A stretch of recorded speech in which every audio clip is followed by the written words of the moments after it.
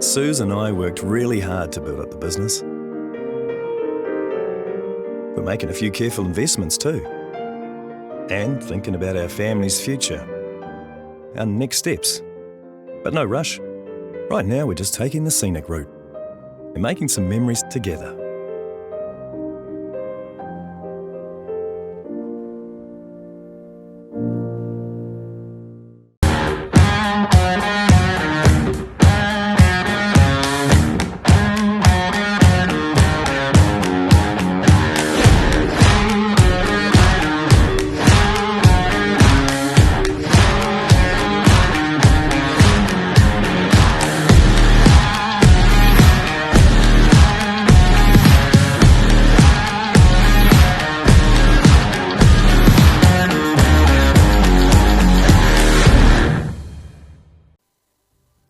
A very good morning and welcome into the Waipa district of the North Island of New Zealand. The town is Cambridge. The event is the Elite New Zealand Road Cycling Nationals, brought to you by Grassroots Trust. Looking forward to this one.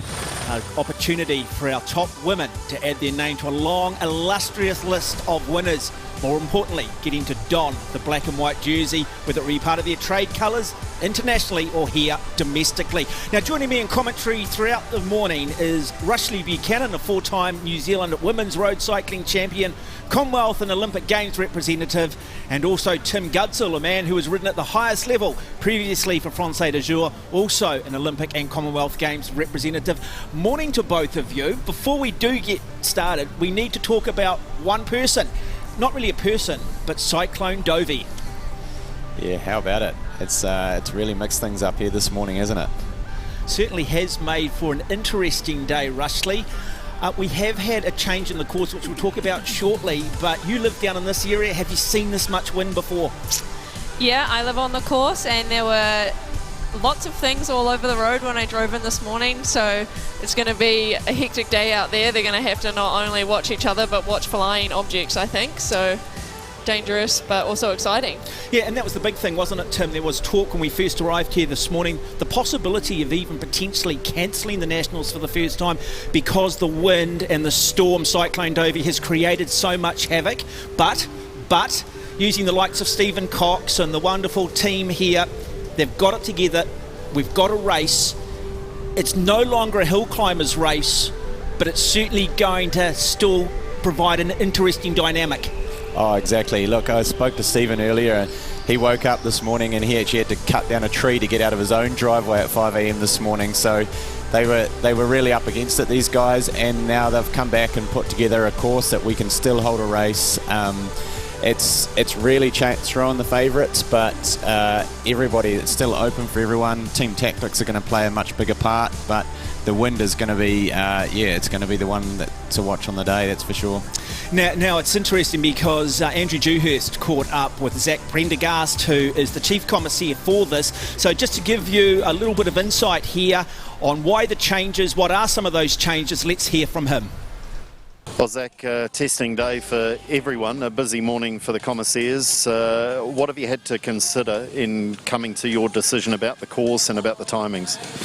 Yeah, so we work very closely with the organisers, and they're in touch with the authorities. There's trees down on the road, there's power lines and everything else, so the course is completely unrideable. What we're looking at is to be able to run a race and to be able to, get the all-important UCI points out for our riders when they go on their overseas campaigns. So we've gone out and with the organiser we've identified and established a new course that we can use. The course is a distance of 22.5 kilometres. It's long enough for us. We've had to do a few time and space equations because we have two courses racing at the same time. The changes are mainly, or the big one, is that the hills are out, so it'd be more of a Flatlanders classic, to tell you the truth. But with the winds as well, this will bring another factor in, I think.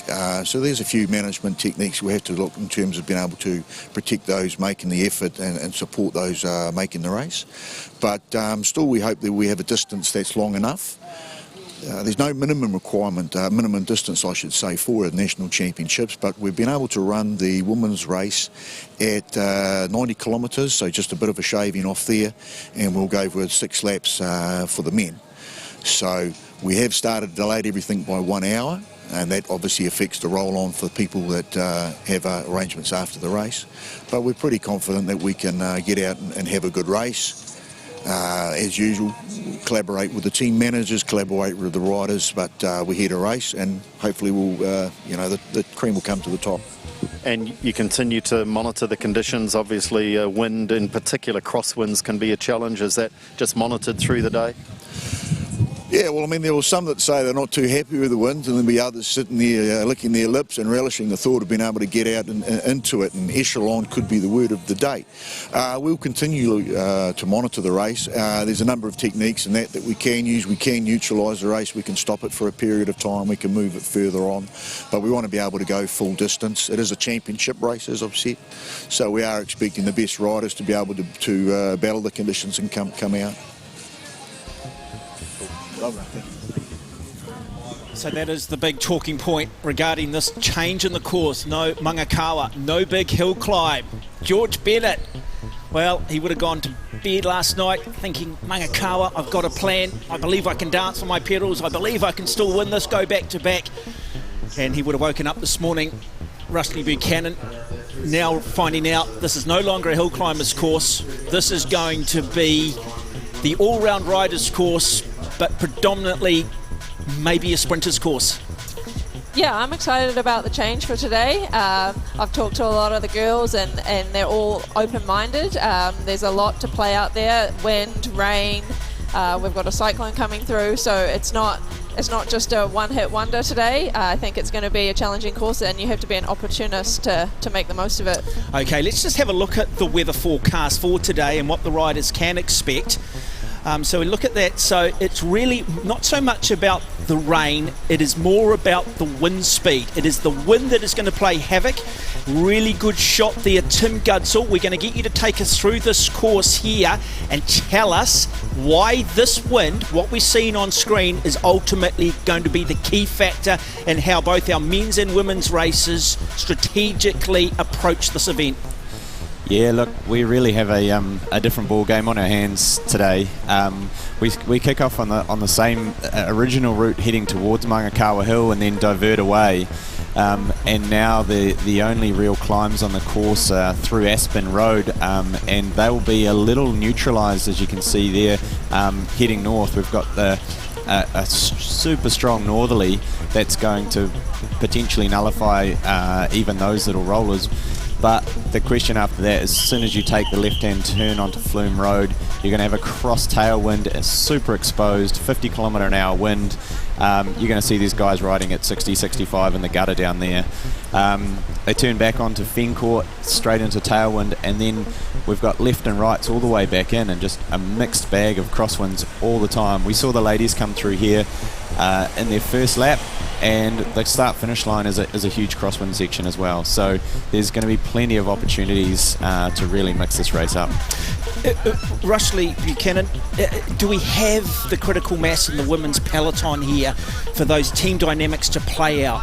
Do we have the riders who are all prepared to buy into maybe taking riders into the gutter and to being able to execute a plan in the crosswinds?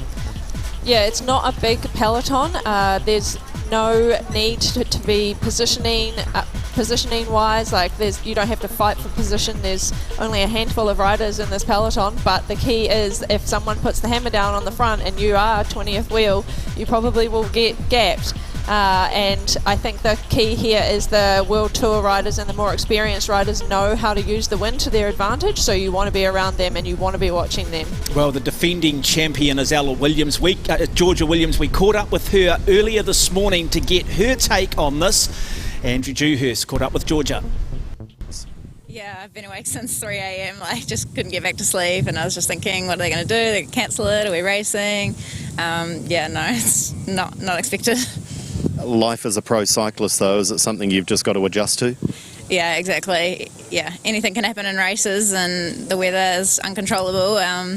yeah, I guess it's just like racing in Holland or Belgium. So no, I've done a lot of that, so hopefully I'm okay.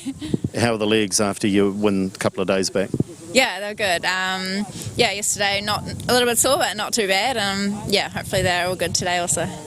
So what does this mean tactically today? What do you expect? Are riders going to be a little more cagey? No one's going to want to go out on their own in this, are they? No, definitely don't want to be out there on your own.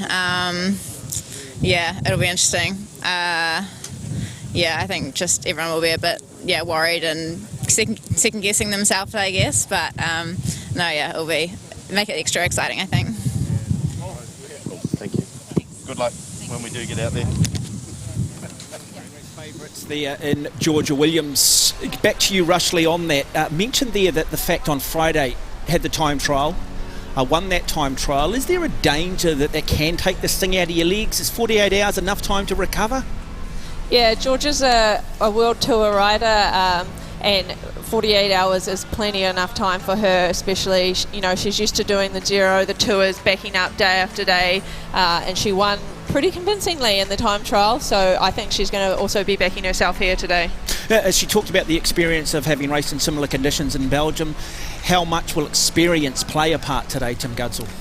Yeah, for sure. There's going to be those riders that haven't really been tested in these conditions before, and they could well struggle. But the ones that they're going to just be following the riders that they really feel are the dangers, the Ali Wollastons and Olivia Ray. You know, we've got a world-class sprinter in the field here today, and you know she's going to be one to watch. Yeah, now Olivia Ray, she probably wasn't necessarily the favourite 24 hours ago, but with the change in the course, Mangakawa going out of it, the spin rolling and the crosswinds, arguably now might wear that favourites tag. Andrew Dewhurst caught up with Olivia Ray. Olivia, welcome. Maybe not the weather that you might have been expecting. You've won so many races though over the last few years. I guess you've won a few in conditions like this?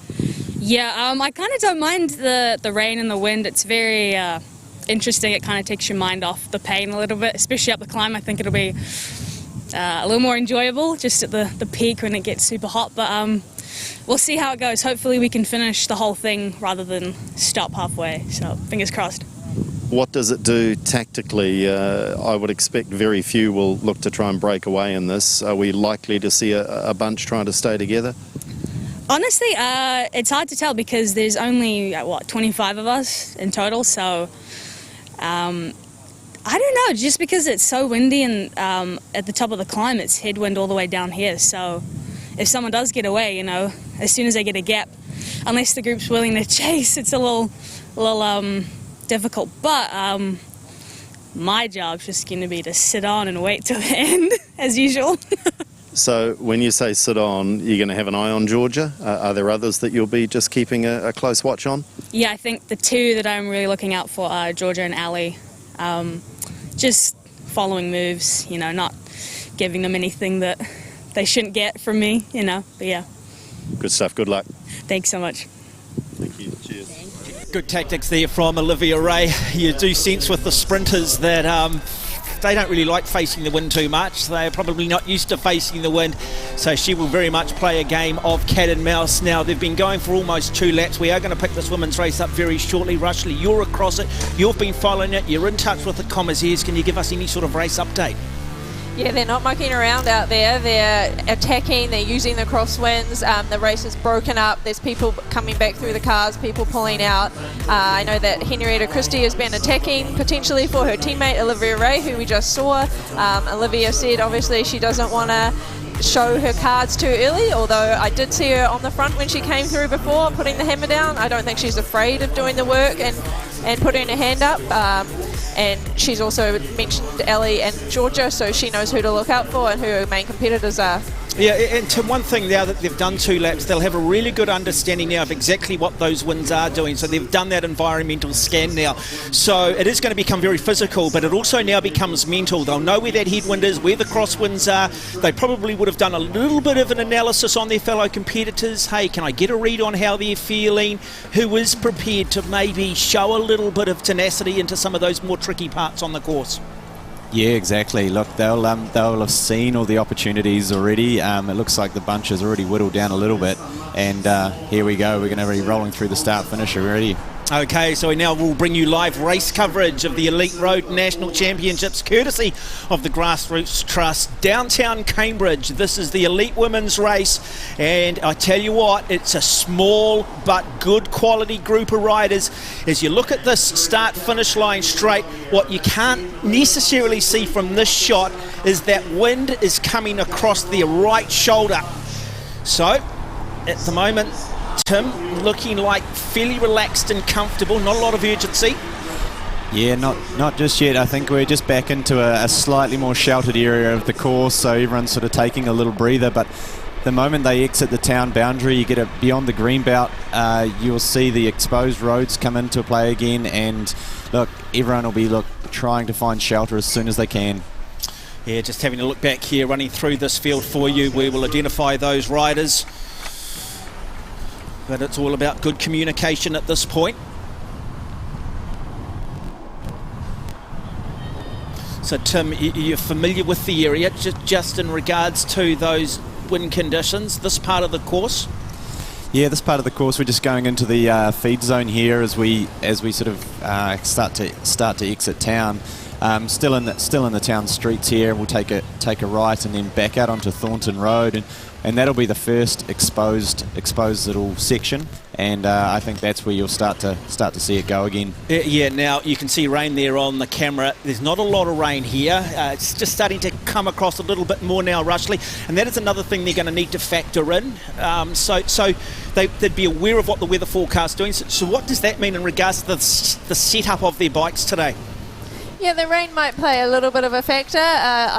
Personally, I would ear down my tyre pressure just a little bit if I knew it was going to be really wet out there. I think, like you said earlier, the main factor today is wind, so you would probably opt for shallower wheels and not a big, massive, deep front wheel that's going to blow you around. Yeah, the riders look like they're just grouping up at the moment as they head out of town, but it's about to be exposed, and hopefully we see some attacks into the crosswinds again. Just try and pick up some numbers there for you. We did see number 103, Michaela Drummond for the B-Pink team. And there she is, just putting her hand up. 35-second gap is our understanding from this lead group back to the chasing group. And 101 there, Georgia Williams, the defending champion, just sitting comfortably on the back at the moment. Maybe just looking to try and get his top up the fuel gauge. Yeah, looking like putting her hand up there, looking like she's after some sort of service, whether it's looking for a potential, slow leak in a tyre, or if she missed a bottle in the feed there and is after trying to get a drink bottle from a car. And that's one of the things, isn't it? We've had a really, really dry period here in New Zealand. If you are watching this from overseas and then suddenly we get a bit of rain, it can bring a little bit more grip to the surface, and we do tend to see a lot more punctures. Yeah, definitely, and especially with the wind involved, and you're spending a lot of time riding in the gutters. It's not hard to pick up a bit of glass, and you could be riding along, and you're just sort of starting to feel dead legs, and then you realise you've actually spent 10 k's on a deflating tyre. It makes it really difficult. But look, there you go again. You can see them starting to get into the echelons that on Thornton Road there as we exit, but the rain's still starting to kick in out on the course. Yeah, now at some point they will try and take it right across into the gutter there, prevent other riders from maybe just getting on the inside of that back wheel, and just trying to put each other in a little bit more hurt, a little bit more discomfort. But again, it all comes back. So interesting, Rushley, that we've seen sort of that pace go up, suddenly drop off. One or two riders prepared to maybe shake a few riders, but not maybe getting the buy-in at this moment. Yeah, they are all looking at each other. There's a few key riders taking some hydration. They're looking like they're playing a bit of cat and mouse here. No one really wants to put their nose in the wind. This is the front group, so they probably don't want to go too slow, otherwise the second group might catch them. But yeah, it's pretty windy out there. I'd say no one wants to go solo just yet. You can just see how much trouble our cameras are having. It's just how windy it is. If you have just joined us, the original course has been changed due to absolute carnage overnight from Cyclone Dovey. Mangakawa, the famous hill climb here, well, that had power lines all over it, trees, and so they've had to come up with a contingency. So 4 laps of 22.5 kilometres, a course that has now become probably better suited to the sprinters rather than the pure climbers.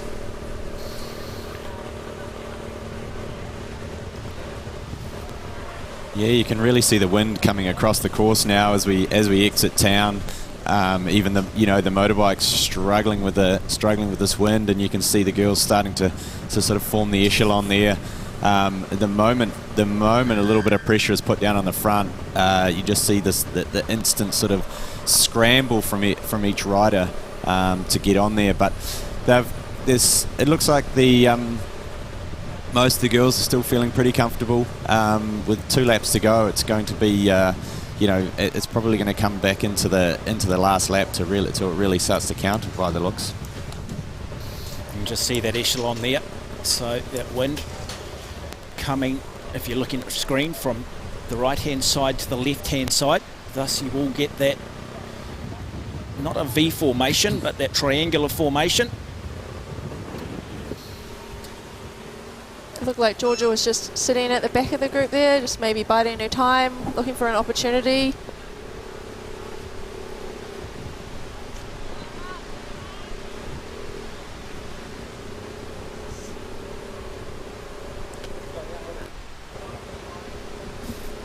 Yeah, really moving all over the road there as well. It's been quite interesting to see where they can use the whole road. So they've got it open to them, but. Yes, things like we were saying before, spending the whole day riding along there in the gutter, where you've got the debris that gets sort of pushed off the road. It's still quite a risky thing. Sometimes you want to be able to get yourself out and about, and just try and find some shelter a little bit further out if you can. Rushley, do you need to have friends in the peloton today if you're Georgia Williams, if you're Olivia Ray?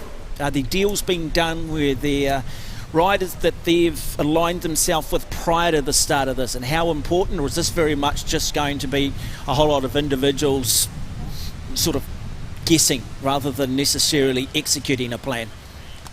Yeah, Nationals is an interesting race like that. Georgia definitely will have a target on her back. She is the rider to beat. People know she's in form and she really, really loves this race and steps up for it. Olivia does have a friend out there. She has a teammate out there. I'm sure they've been talking before this. They'll probably stay together. They have a plan. Looks like they're both here in the front group. We also have Velo Project, who have, it looks like, 2 riders up here. So there are some teams out here with more than one rider, which will help. They'll help each other, and they'll look to put someone up the road. But yeah, largely it is a solo race. Nationals, only one person can wear the jersey, and that always comes into the back of your mind when you're out there racing. Saw the iLab Black Magic team just getting together there, and it looks like they've really pushed on to try and get back on the back of this group. So they are coming through Mangakawa Village, but they do not get to go up that climb. Now we might just have a bit of an understanding that might have actually come back together, this peloton at the moment. We are hearing word that possibly the 2 groups have come back together. So that's really, really good work from that chase group if that is the case. Clearly a lot more organised. But sometimes when you're a smaller group, it's easy to get organised, isn't it? Yeah, I think it is. And look, I think that was actually a good group of the under-23 riders that were in that second group, and they knew that their race was well gone if they didn't get back on now, still with a couple of under-23s in the lead bunch. So yeah, it makes for an interesting dynamic when you have that set up as well. And you can just sort of see that bunch there. Once it sort of tends to group together, it generally means the pace is off just a little bit. So we're about to take this little left-hand turn for the riders. Tim, you're familiar with this part of the course, so environmentally now, what are they facing? Is it tail, cross or head?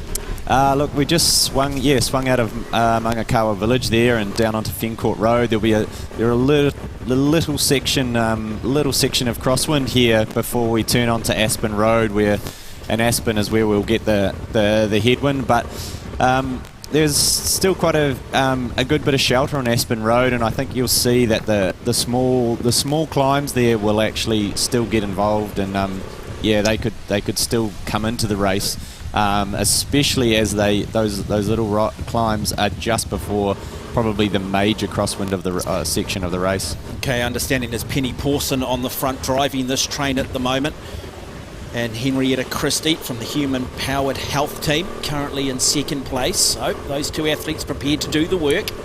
And sometimes you will see riders often go to the front too. They'd rather just dictate rather than be dictated to, and particularly sometimes if you're feeling a little bit flat, going to the front, getting your heart rate up a little bit can just kick things into work, drop back in, grab a drink bottle, and you've got time to come right. Yeah, I think there's definitely time in a race like this to move around a little bit. You can find when the peloton is rolling along like this, you actually can sort of, it's hard to understand, but you kind of almost fall asleep. You get into a bit of a state. You've got to realise you've got to kind of wake yourself up again and go and have a drink, have something to eat. And even though it looks like it's wet and windy, it's nutrition's still going to come into a day like today. It's you'll still be sweating, that's for sure. So Henrietta Christie really just driving it over the hill now, decides to just put the hammer down, throw a few more into the gutter here.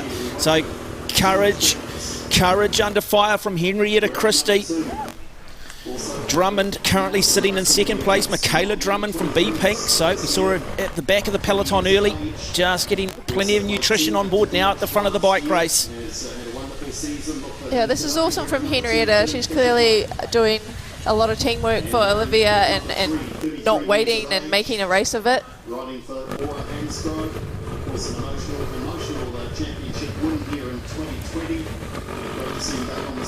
So Anne-Marie Lip just leading them into Aspen Road as we see another attack now just coming down the other side of the road. So now concentration important. This ability, they have that ability to just that constant change in speed, and we can now just start to see this group just beginning to splinter a little bit. It's Georgia Williams, we understand, who might just be now on the front, looking at the rest of her opponents, saying, look, you guys are thinking you're hurting me, I'm going to come to the front and I'm going to hurt you.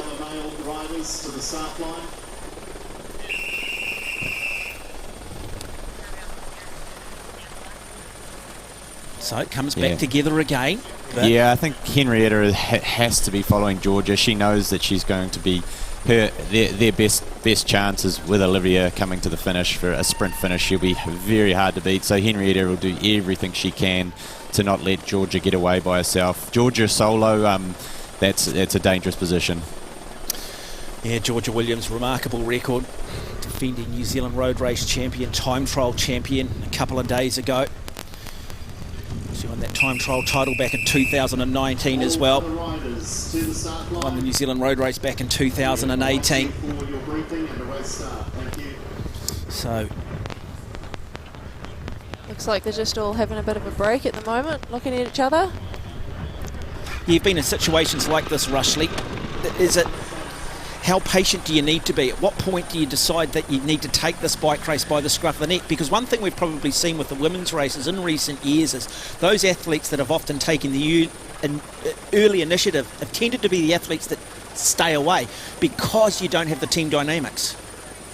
Yeah, I definitely used that tactic to my advantage in my career. I took the opportunities and went early. I often didn't have a teammate, or I only had one teammate, so yeah, you've got to put your cards early, in my opinion, and especially on a day like today where the elements are pretty brutal and you kind of want to lay it down early, because a lot of riders are in there maybe a bit scared of putting their nose in the wind too early, but yeah, it's only 90k today, so I would vote to not stick around and wait. You can just see how much difficulty our camera crew are having, such as the wind out here on the course. We have had Cyclone Dovey come through the North Island of New Zealand, and it has caused complete and utter havoc. A lot of riders certainly at the back still looking comfortable. No one really looking in real difficulty at the moment. So Olivia Ray on Georgia Williams' wheel. So making sure that her presence is felt at the front of the bike race, but it's still Henrietta Christie, who's happy to be the athlete driving it, happy to try and just see if she can force this bike race to come apart at the back. Yeah, Olivia Ray looking really comfortable there, just sitting in the peloton and not really too stressed about the ongoing. She knows she's got Henrietta to sort of follow the moves, keep the pace on when needed, and yeah, it's really good signs for her so far.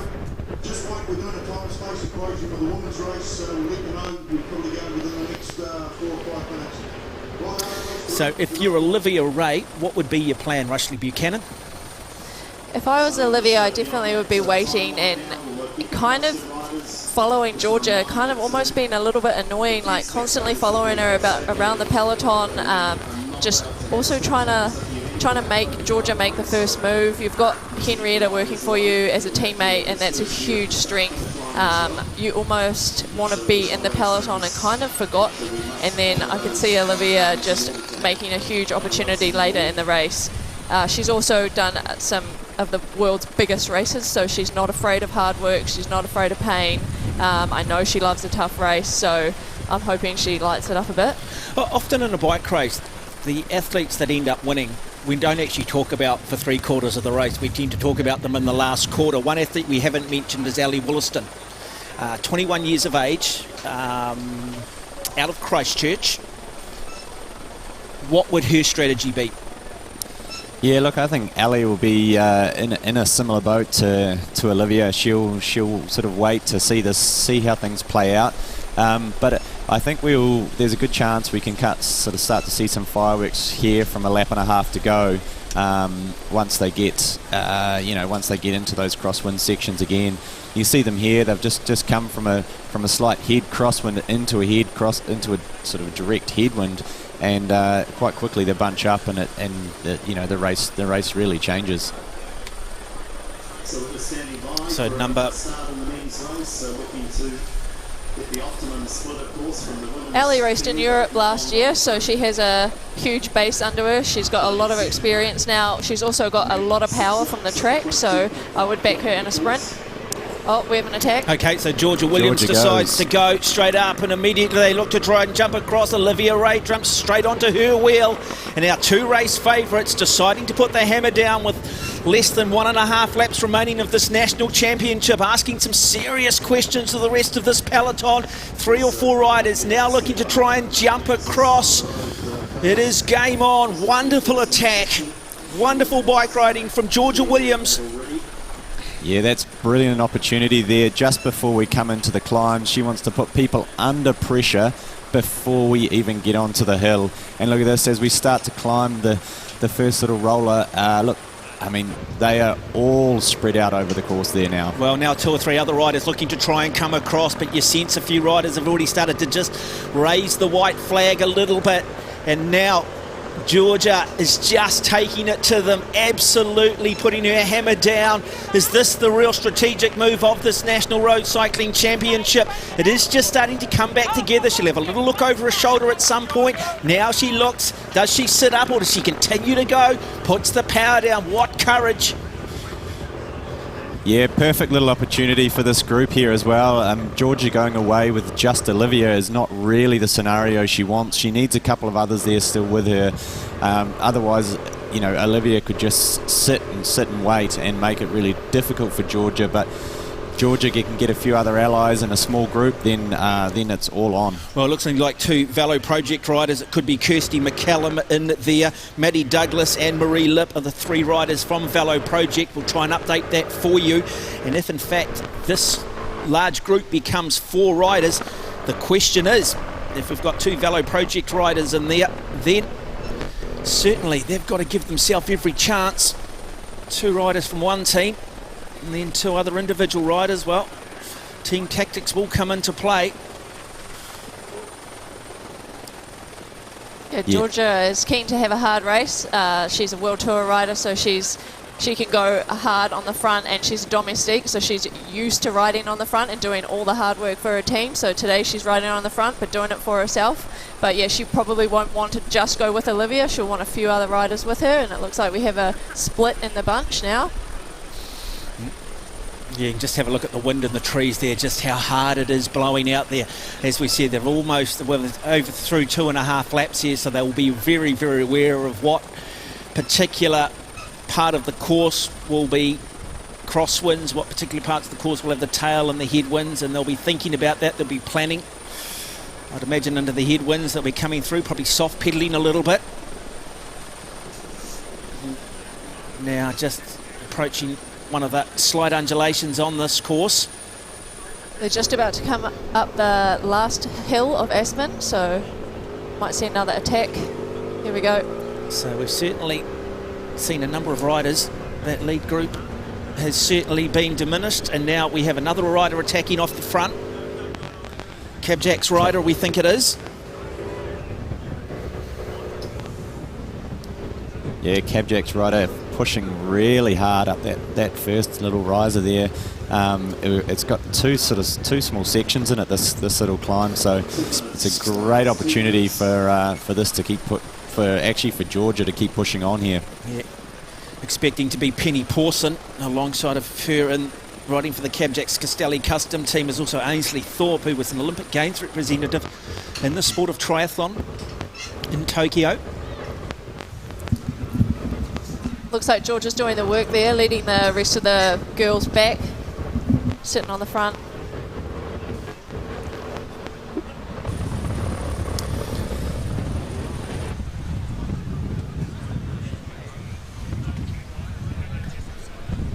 We go down the small descent, and then at the bottom we have a pretty sharp corner to the left, and then we go back into the crosswinds.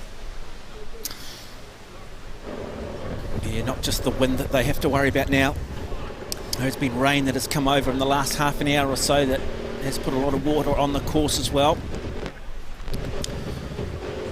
So Penny Pawson, by the looks of it, still driving it on the front.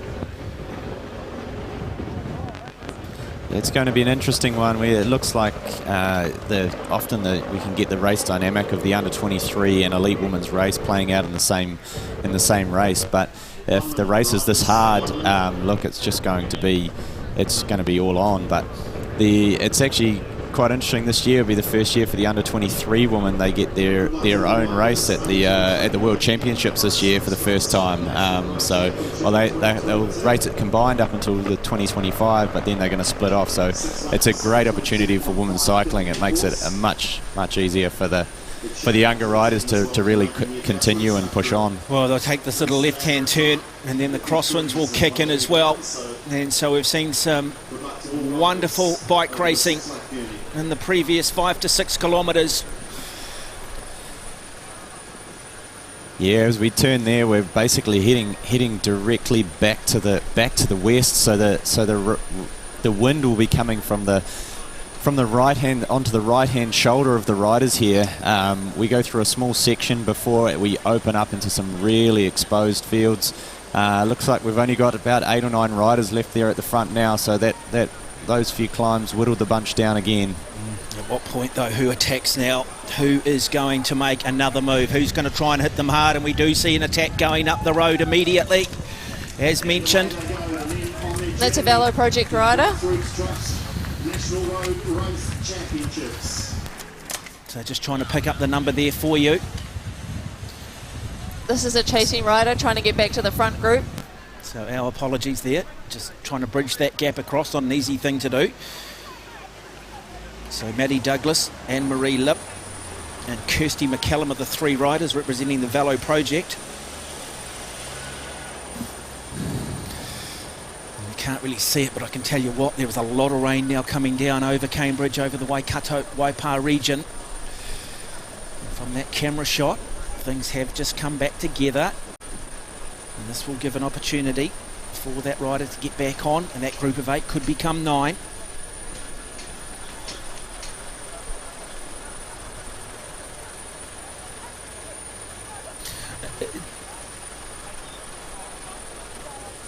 So we've got Bryony Bolther, we understand, is in the break as well. You've done a lot of bike riding with her, Rushley. Yeah, Bryony's a really awesome track rider. She just actually broke Sarah Ulmer's record in the 3K IP, which has been long-standing. So she has got some power right now, and she'll be looking for an opportunity. She won't want a bunch sprint, and the track riders know this loop by like the back of their hand. It's our recovery loop. We pretty much do it every second day, so she'll know all the potholes and all the wind directions. It does help too, doesn't it, if you are familiar with the course, particularly as you get more and more fatigued. Familiarity, you can be able to break it down in your head a lot easier than those athletes that are maybe coming in from out of state or out of city, out of town. So certainly there is an advantage of being familiar with the course. As we go back, have a look at Olivia Ray there. Just we sort of see, just sitting on Georgia Williams' wheel there, both just pedalling nice and smooth at the moment. But you can just see they're still fighting their machines a little bit in this crosswind.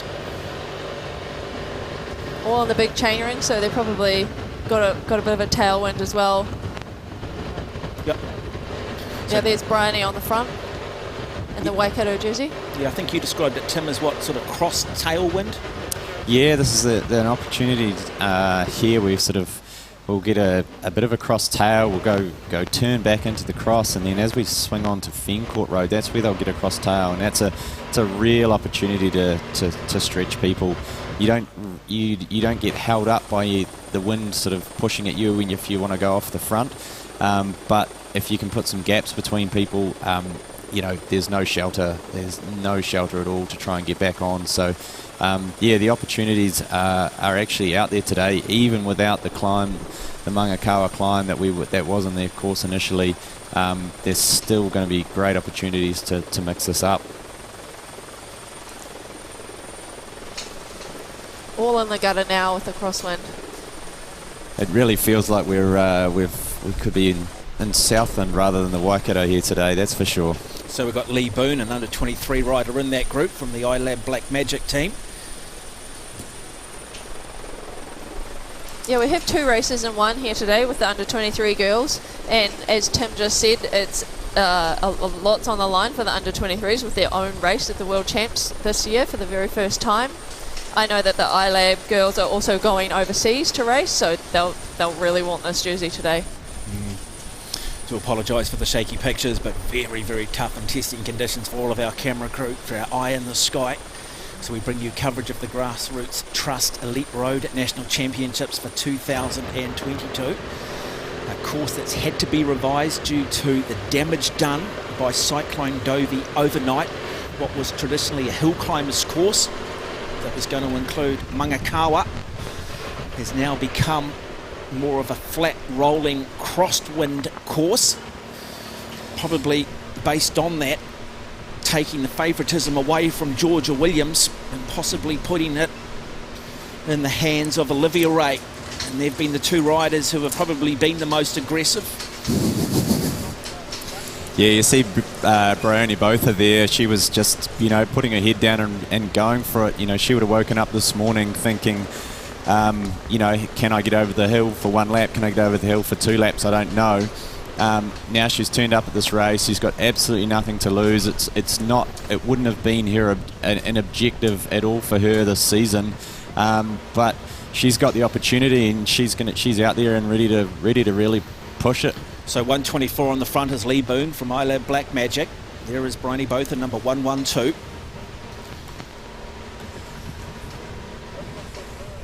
Ainsley Thorpe off the front, the triathlete from Tokyo 2022. Tokyo 2020 officially they called it. There's Ellie Wollaston there, just in line. So never underestimate the triathletes as well. They're strong bike riders. We've seen it over the years. We've seen Teresa Adam turn up here and get top 3 in the road race and win the time trial. We've seen the likes of Nikki Samuel some years back, professional triathlete, win the overall road title. And one thing the triathletes bring is they're the unknown quantity. Where they're not so good is the constant change in speed. Very good if you're in a steady state.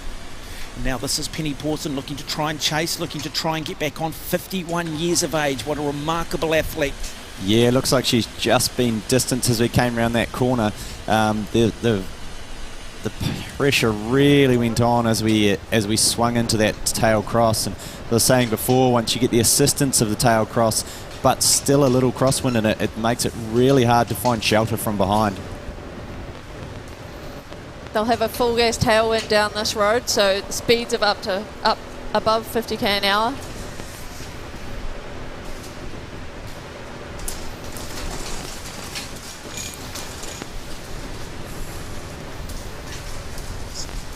So Ainsley Thorpe off the front. I believe this is Bronwyn McGregor, who we've got.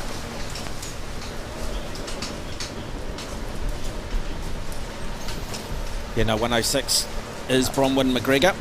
And it's Georgia head down doing the chasing. Oh, this could be significant too.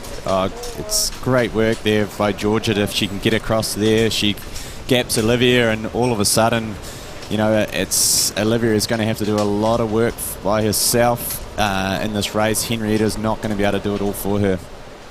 So the question is, where is Olivia Ray? Because Georgia Williams just has that slight gap on the rest of the peloton at the moment. This will give us a bit of an idea. Hopefully we can just pick that up. You just sense just now the rain starting to come across this course. The winds, this really, really tough, brutal conditions, probably the best way of describing it. Yeah, they switched through here and onto Hogan's Road and back onto Zigzag, so plenty of changes, directions. We saw the time trial come through this course, and this is actually where some of the accidents were in the time trial. They don't look like difficult corners, but with this heat and that moisture on the road, it is still super testing conditions. So Bronwyn McGregor, she raced in Europe in 2021, solid results, particularly from March through to September for the Lviv cycling team. 6th in the New Zealand road race last year, 3rd in the time trial in 2021, so we know she's got plenty of strength. Also done a bit of gravel and tar bike racing as well, so Bronwyn actually got second in the Elite National TT on Friday, so this is 1-2 for the Elite Women's TT. So we know that there's a good breakaway right here. If they can get a gap and stick to it, they could be away. Yeah, now it's going to come down to the likes of Henrietta Christie to do the chasing, try and drag Olivia Ray across, see if they can bridge that gap. But this is significant too. Boy, this is a wonderful effort coming from this very impressive Bronwyn McGregor. Great effort there. She hasn't even asked Georgia for a hand so far, but I mean, I know she's going. Georgia will commit to riding with her, but what an effort to go off the front like that and still not ask for Georgia to roll over the top. And here we go. This is what we talked about. So it is Henrietta Christie on the front now trying to drive this. Olivia Ray sitting comfortably on her wheel. Also Bryony both are there in the colours of the Waikato sitting back there on the 4th wheel. So down to possibly 6. Bryony, Ellie, Olivia and Henrietta. Back into the tailwind here. We come into town. There's one little rise over the overbridge over the motorway.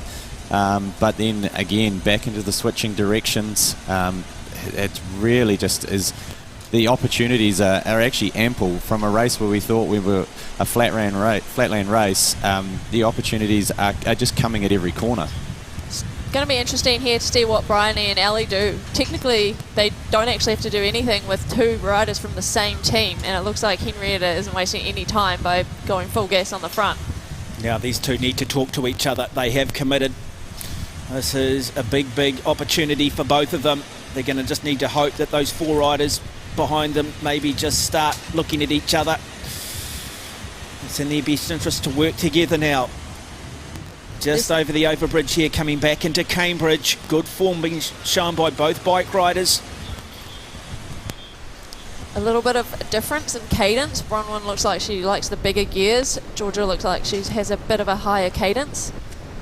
Yeah, not necessarily a right or wrong. It is 90 kilometres after all, so you'll see some riders who just prefer to press that bigger gear, others who will naturally spin a lot higher, and probably Lance Armstrong, young Ulrich were the 2 riders that most people probably remember from the 1990s and the millennium in terms of contrasting styles. And you can just see that that's a really good example of it, just how much higher the cadence is there on Georgia Williams. Mind you, she's also sitting in the slipstream, isn't she? So she'll be doing it just that little bit easier. And now just a little bit more confusion here in this chase group. Certainly asking questions of this chase group, though, certainly making them work. Wonderful stuff. Yeah, it looks like Olivia has had to, call it there and say, look, unfortunately, Henrietta is not going to be able to do it all by herself, and she's going to have to. Olivia's going to have to see the wind, and she's gone through to the front to try and close this down and not let Georgia and really, they open up this gap at this early, this stage of the race.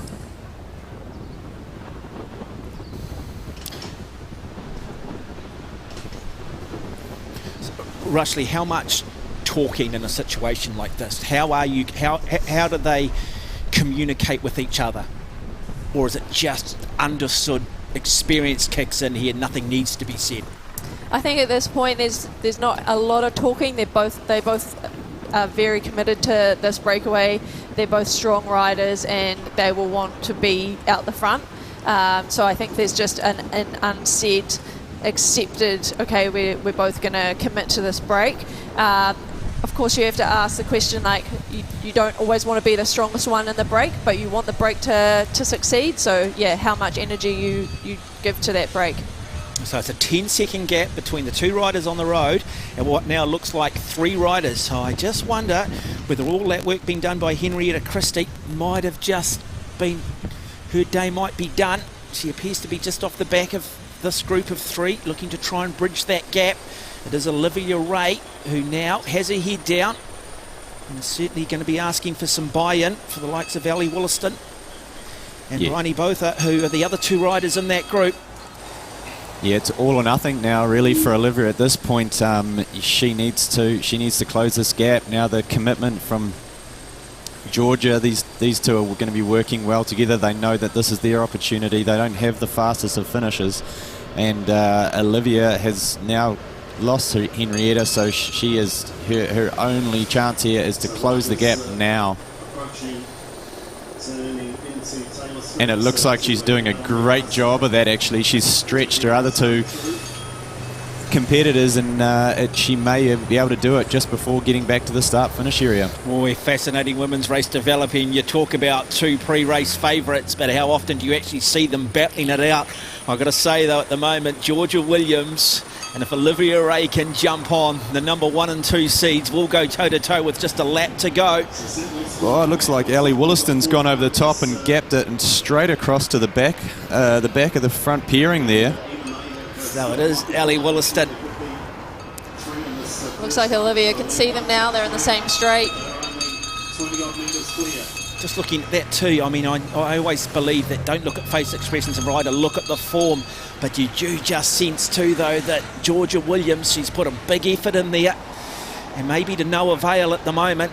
She'll be wanting to use her experience now with this final lap just to take a little bit of a breather, try and just conserve a little bit of energy. But if she does it for too long, this group of 3 is going to quickly become a group of 6 again. Olivia's now doing a lot of work. Yeah, pressure now goes straight back on Olivia Ray. Yeah, it truly is, and if Ellie decides to commit with these two at the front, which I'm sure she will, she has no reason not to, that's going to make Olivia's race very, very difficult. I'm going to go out on a limb and say Bryony's going to attack this group of 5 if her and Olivia catch back up. Well, Bryony Botha, it's a remarkable record that she just broke. Sarah Ulmer's 3,000 individual pursuit time that Sarah set at the Olympic Games in Athens, and she is not giving up. Look at that, just pushing that massive gear now. Now the pressure goes straight back on here on Olivia Ray in that little tuck position. She knows that if she can just get back on, talk to Bryony. How close are they? Are they friends? Are they going to do a deal here? Oh, it looks like she's just going to make contact. She made it really difficult for herself, though. She was looking for a drink bottle in that feed zone. Bryony went straight over the top and connected back with the front group, and it left Olivia with this distance, which would have just one more match burnt as she tried to bring herself back onto the back of the group there. But 5 again at the front of the race. Look, it's still anyone's race. Okay, so as we've already mentioned, we're 3 laps out of 4. They're really familiar now with what the winds are doing on the course. You've just made a statement here, Rushley Buchanan, that you think Bryony will attack. Where will she attack? Where is the best place for a rider to attack? Bryony's strength in this group will be in the crosswinds. The climbs are also super punchy, so she could attack in, going up those climbs, although she won't want to take anyone that anyone with her. I think she'll want to go solo. She won't back herself in a sprint out of this group, so she's going to look for the opportunity. So I reckon in the next 5 to 10k we could see a move from Bryony. Bronwyn McGregor there on the front. She really hasn't asked for too much help at all. She is just head down, driving the pace, and every time they come around the corner, there's gaps appearing. So what's her mindset? What's she thinking? Is she trying to win this bike race? Yeah, she's trying to win this bike race with absolute brute force. She knows that her strength is out there on the front and making it difficult for those behind her. And she's got the opportunities. Every time we get into it, the wind comes a little bit from the side, and she can just put them to the gutter and put her head down and ride. And if gaps appear, then she's creating opportunities just every time she has a go. You just sense something is about to happen here, because they're almost looking at each other, almost just making sure, hey, I'll grab a drink, I'll grab something to eat. We've got a lap to go. So Ellie's the only under 23 rider up here at the moment.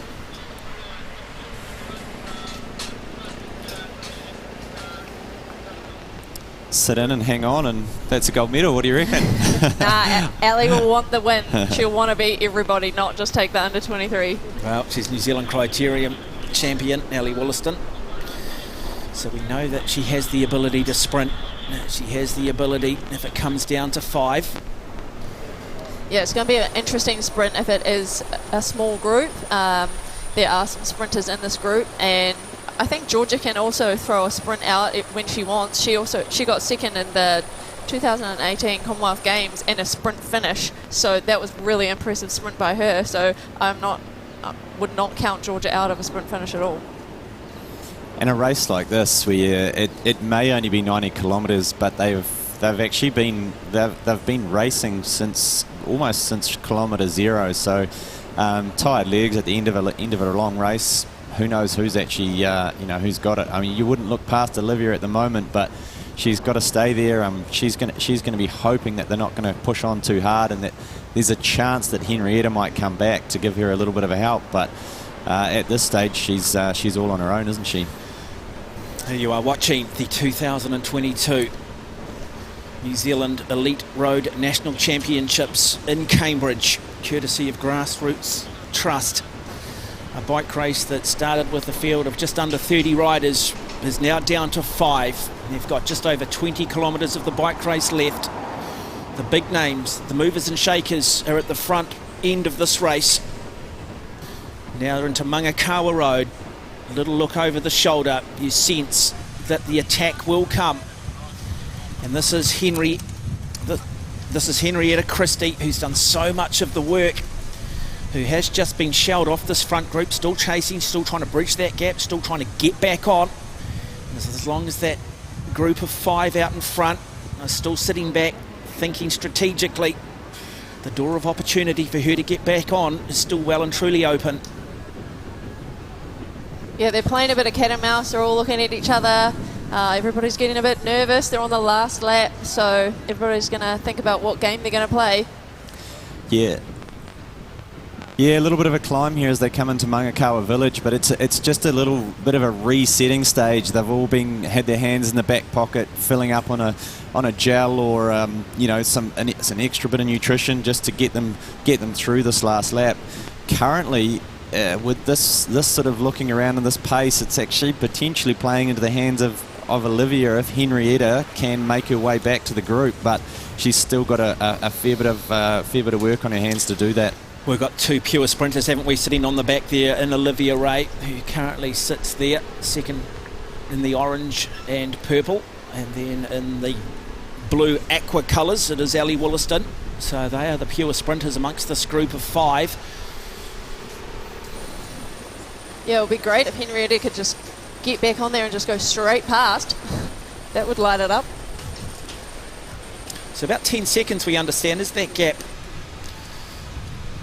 But going back to Henrietta Christie, and there she is. Just trying to make contact with those cars there. If she can get into the little bit of the convoy and they leave them there for long enough, she may be able to use them to her advantage and climb her way back on. Yeah, just sort of see there though, you just sense maybe that fatigue just starting to kick in. Didn't look as smooth maybe on those pedals as we've seen previously from her. But I wonder too, when we just look at Bryony Bolter here, what part is she going to play in this? Because you do sense she knows if she's going to try and win here today, she's going to need to take it out a lot earlier than the two pure sprinters. At what point does she take her chance? She probably says, you know what, the closer we get the finish line, I'm probably the strongest rider if I do decide to take it out a little bit further out. This is perfect for Henrietta here, though. They've rolled off the front. Georgia was looking really smooth and strong there, but she pulled off, and Olivia rolled through to the front. Olivia's not going to put down any pressure and really give the opportunity there for Henrietta to get back on. Let's talk about Bryony Bolter, because we know what a wonderful pursuit rider is. How much road cycling tactical nous does she have? Yeah, Bryony hasn't been in a European team and hasn't been over racing the road scene like these other girls, but she's always out there doing the road races. We've raced overseas in amateur races, so you know she's not totally new to the scene. She might not know in-depth tactics like Georgia or Olivia, but in this group of 5, I don't believe that you need that. You just need to look for opportunities and back yourself. But like I said, she probably won't back herself in the sprint, so Henrietta Christie has got back on, which is good news for Olivia Ray. So Olivia Ray has a teammate now in this front group. What an effort from Henrietta Christie. Now, what role does she play? Does she play the role of disruptor, or does she simply now have a chat with Olivia in regards to the last 17 kilometres of this bike race? Yeah, well, look, it's going to be an interesting one for her. That chase is going to take a massive sting out of her legs, and that's going to make it quite tricky for her. She will, for me, I think she'll go through here to the front. She'll set the pace, try and settle things down a little bit, and give Olivia the best chance possible to follow Georgia up these climbs. Olivia Ray on the front. What's the thinking here at the moment from her? Yeah, she just wants to keep turning it over. For her, she's more than happy with the current status quo. If these 6 girls come to the finish, she's happy. She doesn't need to see this race blown apart. Okay, so Georgia Williams now deciding to be a little bit more aggressive, just starting to test a few more of these riders. Little gap just maybe starting to open up. So Georgia Williams maybe just wanting to send a psychological message to the rest of them. I'm feeling pretty good. I'm the athlete to beat. yeah, if you're Henrietta, you probably want to recover really quickly right now, but you also want to look out for Georgia or the other riders who might be throwing an attack. Olivia will be needing that help in the near future. So they're going to turn very shortly into Aspen. 16 kilometres of the bike race remains. As Greg Henderson says, the athlete that wins is the athlete who's prepared to suffer the most. Oh, there have been moments where they've put each other in the hurt box. It hasn't really been consistently brutal. There's been always opportunity for riders just to get that little bit of recovery, to regain their composure, to reset. Yeah, I think now it's really up to, it's going to be up to Georgia. She's going to want to, her cards are going to have to be laid down through the climbs and back again into those crosswinds where Olivia is just going to have to sit and wait and just see if she can stay at the front of the race until she gets to the finish. And we got the likes of Bronwyn McGregor, who's a strong powerhouse, as we saw from the time trial result the other day. I'm sure she will be looking to make an opportunity as well. Opportunity too for Georgia maybe to attack just on that little bit of a climb on Aspen. It's a pretty flat course, but there are some undulations, which are then met with some very difficult crosswinds as well. Yeah, we saw last lap Georgia really wanted she sparked it up before the climb. She wants to make it hard before it gets hard. She wants to double down here. And let's talk about the double down, because it's up and then what's crosswind, isn't it? So you take that left-hand turn, suddenly you got the crosswinds. And yeah, she knows these climbs aren't big enough to really make a real sort of distinctive break. So she's got to add one on top of the next and really sort of loaded up on the other riders. Her World Tour experience and that the racing that she has in her legs, it gives her that ability to be able to do that. She can go once and go again. Well, we talk about this race being 90 kilometres, as I like to say, 75 kilometres of hope, 15 kilometres of truth. We're at that threshold now. You sort of sense we're getting to this part on the bike race where the fireworks are about to go, where someone is going to decide, hey, it is now or never. I want to see if I can tactically make that decisive break. Will it be Williams? We saw on the previous lap, it was around here that she did start to put the hammer down. She did attack the rest of this peloton, and it was a much larger front group. And off the back of her attack before the climb, she certainly reduced the critical mass of that front group. Yeah, you're going to want to use the surprise factor to your advantage, but it's going to be hard in this small group, so everybody's going to be constantly looking at each other. Is this the last opportunity she has to get rid of Olivia Ray? Not necessarily. I think she can. We saw on the way in before the attacks coming out of the corners. I think there is still more opportunities, but she's going to want to stack them up. They want to be like a compounding effect to start splitting this group up. We can just see the wind there too.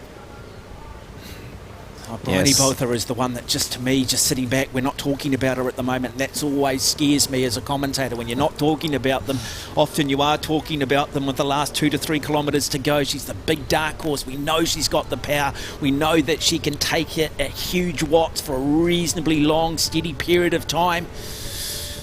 And I'm just surprised that now she does come to the front. Yeah, committed effort by Bryony. If she gets some free air between her and the others, look, she can lay down a 10 kilometre time trial just as well as any of these other ladies. So she has as much opportunity as anyone here. Now he just sits cat and mouse here. A lot of looking around at the moment, a lot of indecision. Georgia Williams, you just sense, just set poised like a coil spring, just waiting to explode, sitting there about fourth wheel at the moment in the staggered formation as those crosswinds just start to kick in. Yeah, how good though, really. Only a few hours ago we were sitting here in this eerie field with no crowds here, and looking at the potential of a race cancellation. Now we've had a full championship race on our hands where it's whittled down to the cream in the last lap. It's amazing that they've actually, they've still actually got to be able to get to this stage. Ali Wollaston doing a really nice job here of just conserving energy. She looks comfortable just sitting there on the back. She's more than happy for, I guess, the other true sprinter in this race, Olivia Ray, to be on the front doing a little bit more work, burning a few more matches. Yeah, Ali looked surprisingly fresh when she jumped across to the leaders in that last lap. She she sat there, and then she didn't take very long to bridge that gap, and that's a good sign. That's a sign of some really strong legs there. It's not been an easy day for anybody out there. There's crosswinds, there's rain, and we've got a small group right now, so no one's had an easy day, but you can tell who might be a bit more fitter or fresher than the other ones, like you just said with Ellie just jumping over the gap like that. Yeah, it's a really good point you make there around the fitness side of it, because when you do look at this, you've got Georgia Williams, they're racing professionally in Europe, their season is about to start. I mean, how fit are they? How much mileage do they have in the legs this time of year? I know Georgia personally really loves this race. She comes here to win and have a good ride, and she loves training in New Zealand in the summer. She just told me she had 3 months really good training. Last year, at the end of the year, she did have some injuries and concussions, so she's managed to lay down a good few months, and she leaves the country on Tuesday to go join her pro team, so she'll want to be informed for that. Now, Ali Wollaston still just sitting on the back there, reaching into her back pocket, just making sure she's maybe just taking another gel, another squeezy. Now Henrietta Christie doing the ultimate team role here at the moment for Olivia Ray, deciding to come to the front, trying to keep a really strong tempo here, any attacks that do come. Yeah, she's really managing to neutralise Georgia here at this stage. This is the last lap. This is where we saw Georgia really start to lay it down, and with Henrietta holding the pace this high, it's making it very difficult for anyone else to push the pace. Just how much has she got left in the legs? How many more kilometres does Olivia Ray require her on the front to keep such a strong tempo that it's almost impossible for somebody to go up the road. And look at that, still riding beautifully. No one looks in that much in trouble at the moment, so just a nice tempo over that hill. 13 kilometres to go.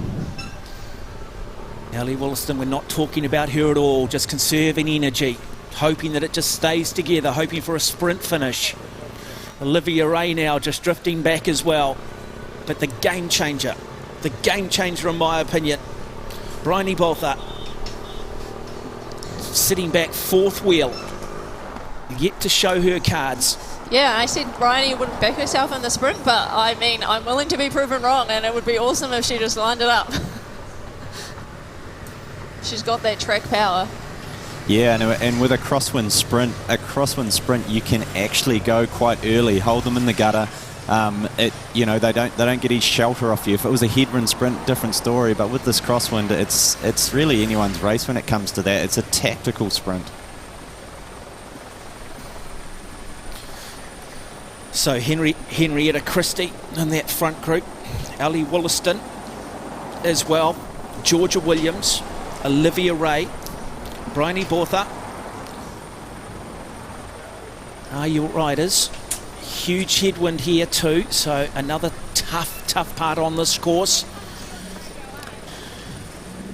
You're about to swing into basically get the last actual climb of the day for these girls. So will Georgia use this opportunity? Yeah, I think she has to. She has to use this one and get it on and get ready to go into the crosswinds and go again. Rushley, when you're in a situation like this, you've got 4 or 5 other riders around you, you're close to the finish, you've already had a long day in the saddle. Do you get a sense of who's feeling good? Do you get a sense of where the other riders' energy level and enthusiasm is at? Yeah, definitely. They'll be looking at each other's body language, how you're holding yourself on the bike. Are you still drinking and eating? That's a big factor. If you've forgotten to eat or drink in this race, like, it's going to hit you now and it's going to hurt you. So you're going to look at just where people are paying attention. Are they missing small things? Are they leaving gaps, or are they really on top of it? Yeah, what are some of those other signs, Tim, you can look at? Oh, look, you see people, maybe sort of trying to shake out the legs, or, all sorts of little things. And you look across it and see them, Okay, so we have just seen, I'll interrupt you there, Tim, but we have just seen Georgia Williams really just putting down another attack here, looking to try and split this group, and it hasn't come back together again. We're about to see someone take it across to the other side of the road. So a real game of cat or mouse. I just wonder whether Georgia Williams realises that if it does come down to a sprint finish, she might just struggle. She might not quite have the legs of the likes of Olivia Ray or Ellie Wollaston. So Henrietta Christie has gone. She is off the back of this group, but she did an incredible amount of work through that hilly part of this last lap. So our women's race is now down to 5. And still Georgia Williams, by the looks of it, on the front of the bike race. Yeah, on the front there, but hasn't managed to make as much damage as I'm sure she was hoping she could, but there's still opportunities. But those other 4 look well glued to her back wheel right now.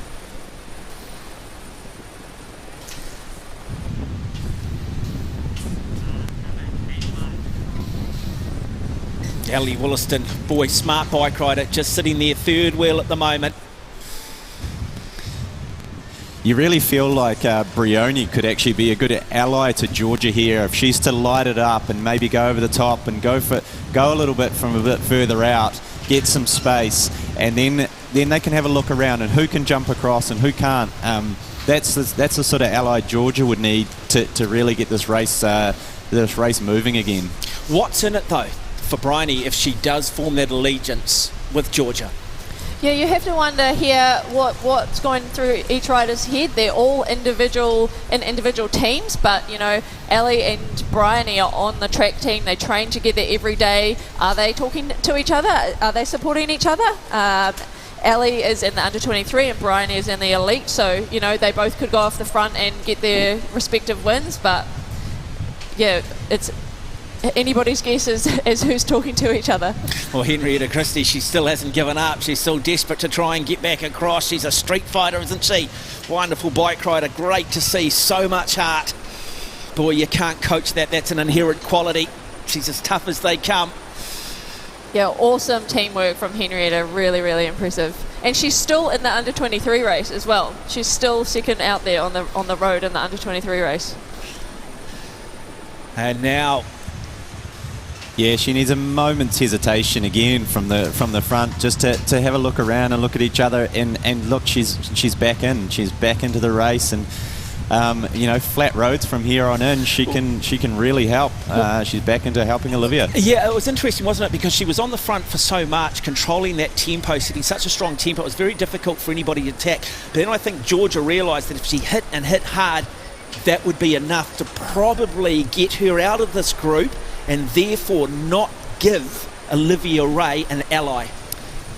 Yeah, exactly. That's exactly what she's had to do. She's had to sort of continue to try and whittle this down, and they've got it there. Henrietta's still got there's a good gap to the back of the group now, but you can see them starting to sort of echelon out here, and this is, for me, this is an opportunity. This is the opportunity where you start to get ready to lay it down.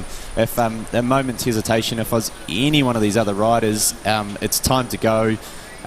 When you're only about 500 metres of turning into this tail crosswind. Well, Bryony Boltha, opportunity here, because this is the perfect opportunity on this course. 10 kilometres to go. Remarkable pursuit rider. We know she's got the strength. We know she's got the ability to time trial over 10k. Does she take this race by the scruff of the neck? Because you do still sense that possibly Georgia is more concerned by Olivia Ray. Yeah. And the danger is you're only looking at one opponent. Yeah, we've got Bryony and Bronwyn here who have got a lot of cards to play.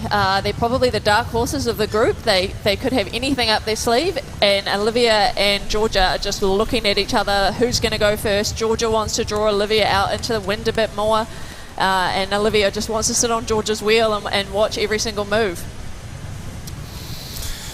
So Henrietta Christie trying to get herself across and then possibly find a way of being a central character, a central figure in this final sprint through to the finish line. Even if she can just disrupt, possibly. Oh, look at Act this. in that lead-eye role. If it does come down to a sprint, she's done it again. That is just remarkable heart. What an athlete.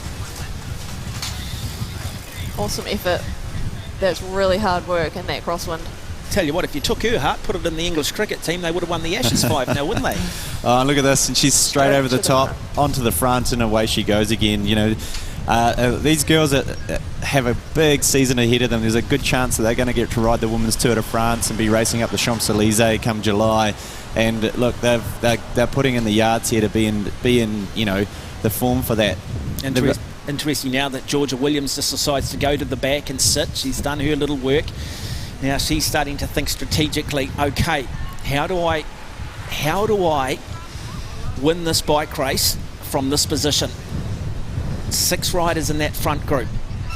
And let's just go through them. Bronwyn McGregor, number 106. Georgia Williams, 101, sitting on the back. We've got Olivia Ray towards the front. We've got her teammate in Henrietta Christie. Ali Wollaston, the youngster, is in that group. And then Bryony Boltha, number 112, wearing the colours of Waikato Bay of Plenty. They are your 6 riders in this lead group with 9 kilometres to determine who will be crowned the New Zealand Road Race Champion for 2022.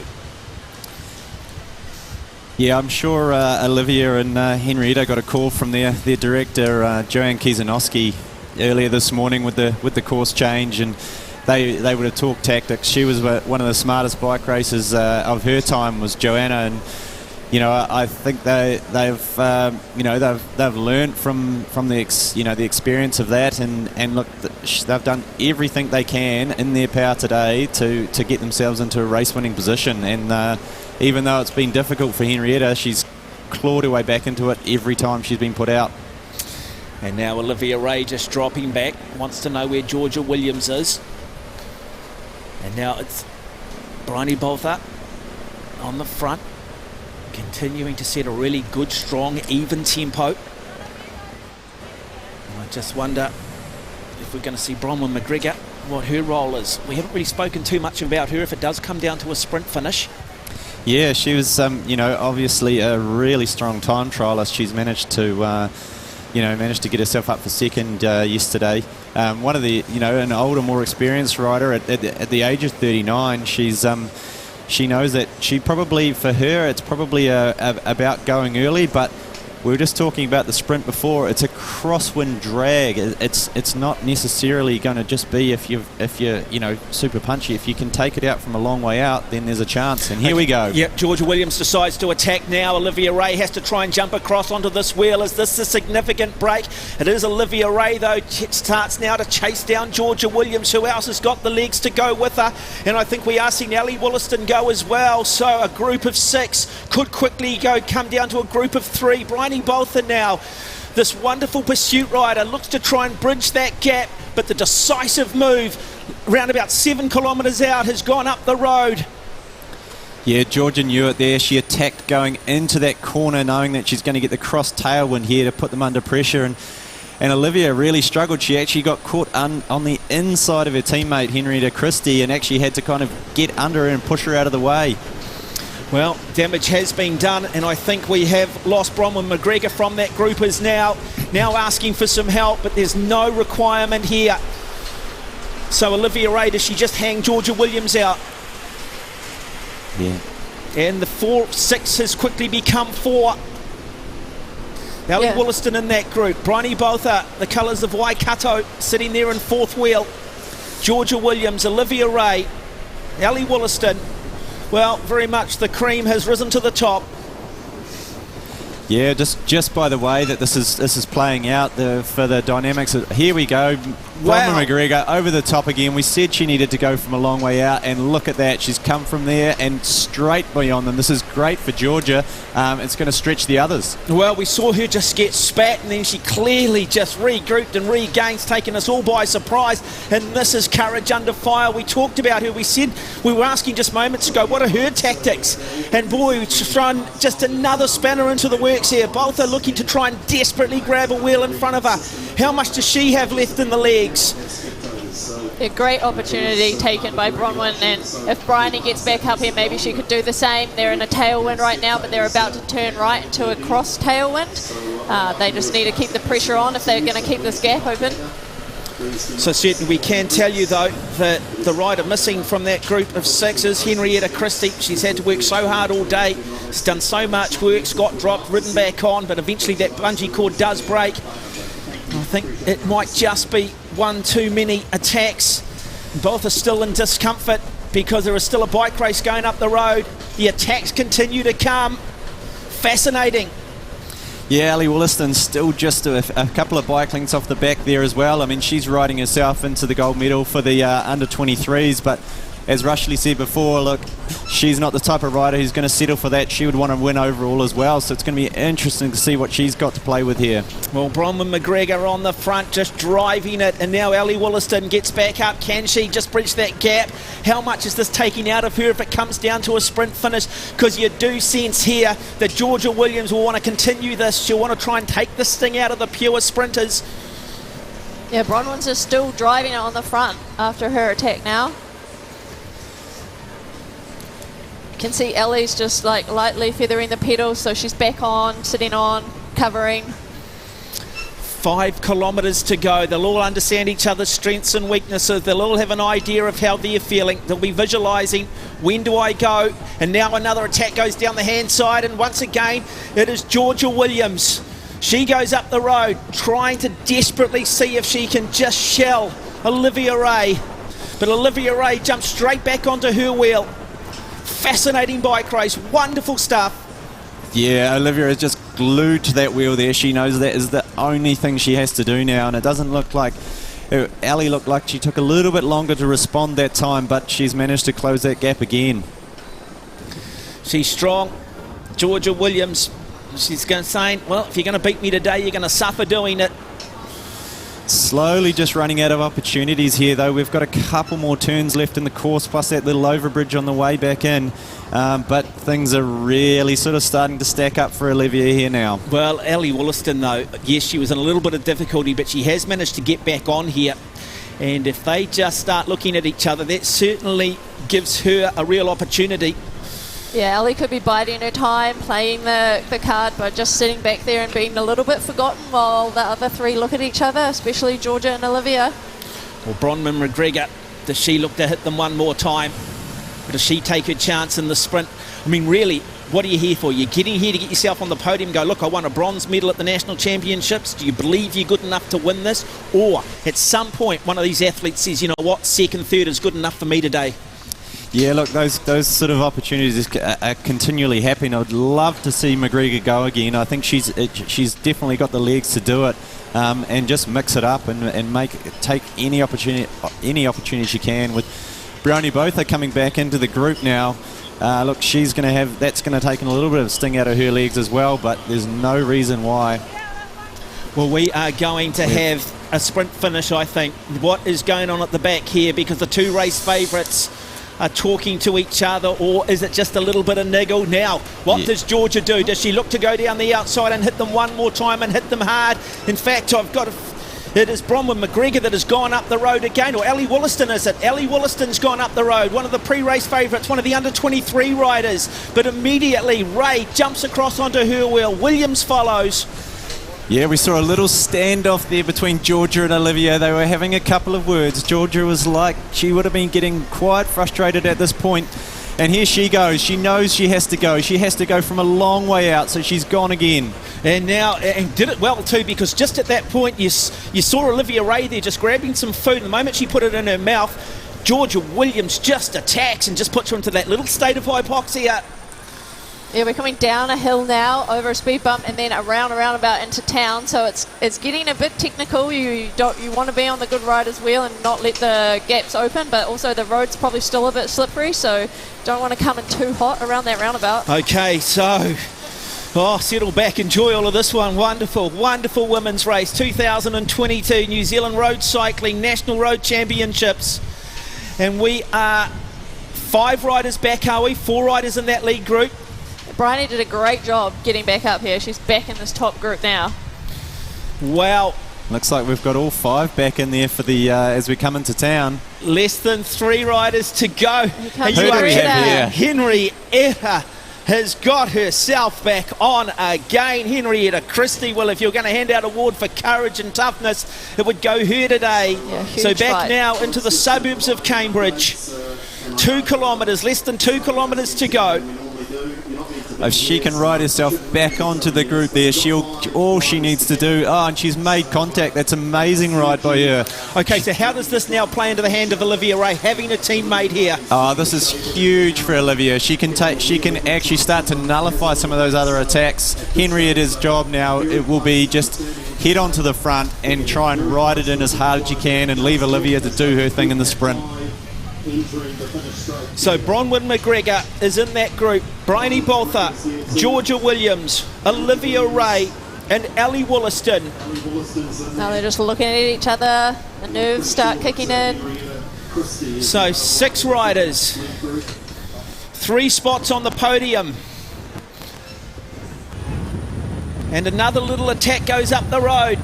This is going to be an interesting position because Olivia might not want to sit on Henrietta's wheel. She's not the most powerful rider in this group. She's done a lot of work. She's used a lot of matches. So which wheel is Olivia going to pick? So Ellie Wollaston moves up onto second wheel at the moment. Bryony Botha currently sitting in 3rd. Olivia Ray there in 4th. Georgia Williams 5. And it is Bronwyn McGregor, another one of the dark horse who sits comfortably and on the wheel of Williams in 6th. The wind is still going to play a factor in this. It is absolutely howling out there. They're making it look quite easy for how difficult these conditions are. Yeah, we've got a last huge kilometre to go. Settle back. Here we go. And it is still Henrietta Christie who decides to set the tempo at the front. Bronnie Botha sits there in third wheel. We haven't really seen her throw it down yet. We know how good she is. You don't break that long established record of Sarah Ulmer over 3,000 metres in the individual pursuit. She did that recently. We know she's got firepower. And into this crosswind, might be in her best interest to try and take it out a little bit earlier. So we've got Georgia on Olivia's wheel, which is interesting. Going to see who Georgia's in the prime position with Bronwyn behind her. She can see all the moves ahead of her. Who's going to open it up first, or is she going to open it up first? Yeah, it looks like Olivia has picked Bryony's both as wheel for this sprint. She's sort of sensing that she'll be the other strongest sprinter. So here we go. Now they start to look at each other. It becomes a game of cat and mouse. Could be Whose a wheel power do you sit sprint. on? Who's going to attack first? What side of the road do you take it down? Oh, and they're going to come in here to victory lane shortly. We're about to see them light it up. And here we go. It's a straight sprint now through to the finish line. Ellie Wollaston on the front looking to try and drive it. Olivia Ray there currently in second wheel. Wow, Olivia. she's gone really, really long, but she looks like the legs are so strong. And she will come down and take it by the looks of And it. it's And Olivia. Olivia Ray wins the National Road title for 2022. And in second place, it will be the very impressive Ellie Wollaston. Well, it was a game of cat and mouse, but it came down to the sprinters in the finish. Yeah, really great ride by Ellie.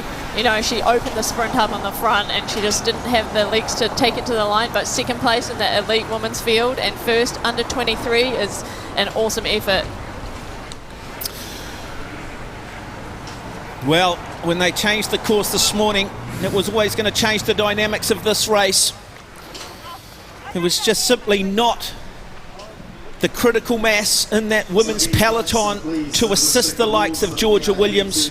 And when it was all said and done, it was the sprinters that came to the fore. Yeah, exactly. Look, when she woke up this morning, she was not expecting to be able to be dealt with this, but she's done everything she can with it, and with the help of Henrietta Christie coming back and then helping to nullify those extra attacks, she just, you know, it really played out perfectly for her. Let's talk about Georgia. I mean, did she do everything she could have done out there today? Did she have any other options available to her? Or was this course just really not going to play into her hands? Yeah, I mean, credit to Georgia as well. She definitely gave it a go. She did a bunch of attacks. She tried to ride hard on the front. She was always amongst it. But the human-powered health girls, Henrietta and Olivia, just had power in numbers today, and they worked really well together, and it was an awesome display of a professional team. What does Bronnie Botha take out of this? Because, I mean, more of a track rider, we certainly know she's got the strength, but you've talked, she hasn't maybe done a lot of the professional races in Europe, but I tell you what, she's certainly showing today that, you know, with a little bit more experience, she's one for the future. Yeah, exactly. Like, you know, so many New Zealand and Australian riders have come from the track and moved to the road as they, you know, later in their careers. There's always going to be something for her, and this race like today could just be the confidence that she needed to say, hey, if you know, if my days end on the track, then there's still an opportunity on the road for me. For Olivia Ray, now gets the national road jersey. She can incorporate that into her trade colours. What does it mean for her? Wearing the national jersey and being national champion is you take with you a huge amount of pride. Everybody knows the Kiwi jersey. It's pretty unique out there. People love it, love to see it on the start line, and Olivia's in a World Tour team this year. She'll be lining up in some of the biggest races. The first one of the stages of the Women's Tour de France is down the Champs-Elysees, a sprinters race. Hopefully we see Olivia there with the silver fern on her. Great promotion for the country, isn't it? Oh, it's absolutely sensational, especially going into this year with the actual Tour de France. You know, it's going to be amazing for her. Yeah, and look what it means to her too. Wonderful images here in Cambridge. There is your champion for 2022. Yeah, Olivia Ray. She should be absolutely stoked with that. She's been in Europe. She just got an MIQ spot to come home, and she really wanted to come home and give this race everything. Okay, so Andrew Dewhurst is standing by with our winner, and let's hear from our winner, Olivia Ray. Olivia, how big is this, the journey that you've come on just to get back here and race? How big is this? It's pretty big. Spent months trying to get home, and then it wasn't happening, and then last minute I got a spot for quarantine, got it, and then I thought, cool. The whole year I'd been training for climbs, and 30 minutes before the race we're doing flat or rolly, so played well for me. It's really cool to have taken the jersey, yeah.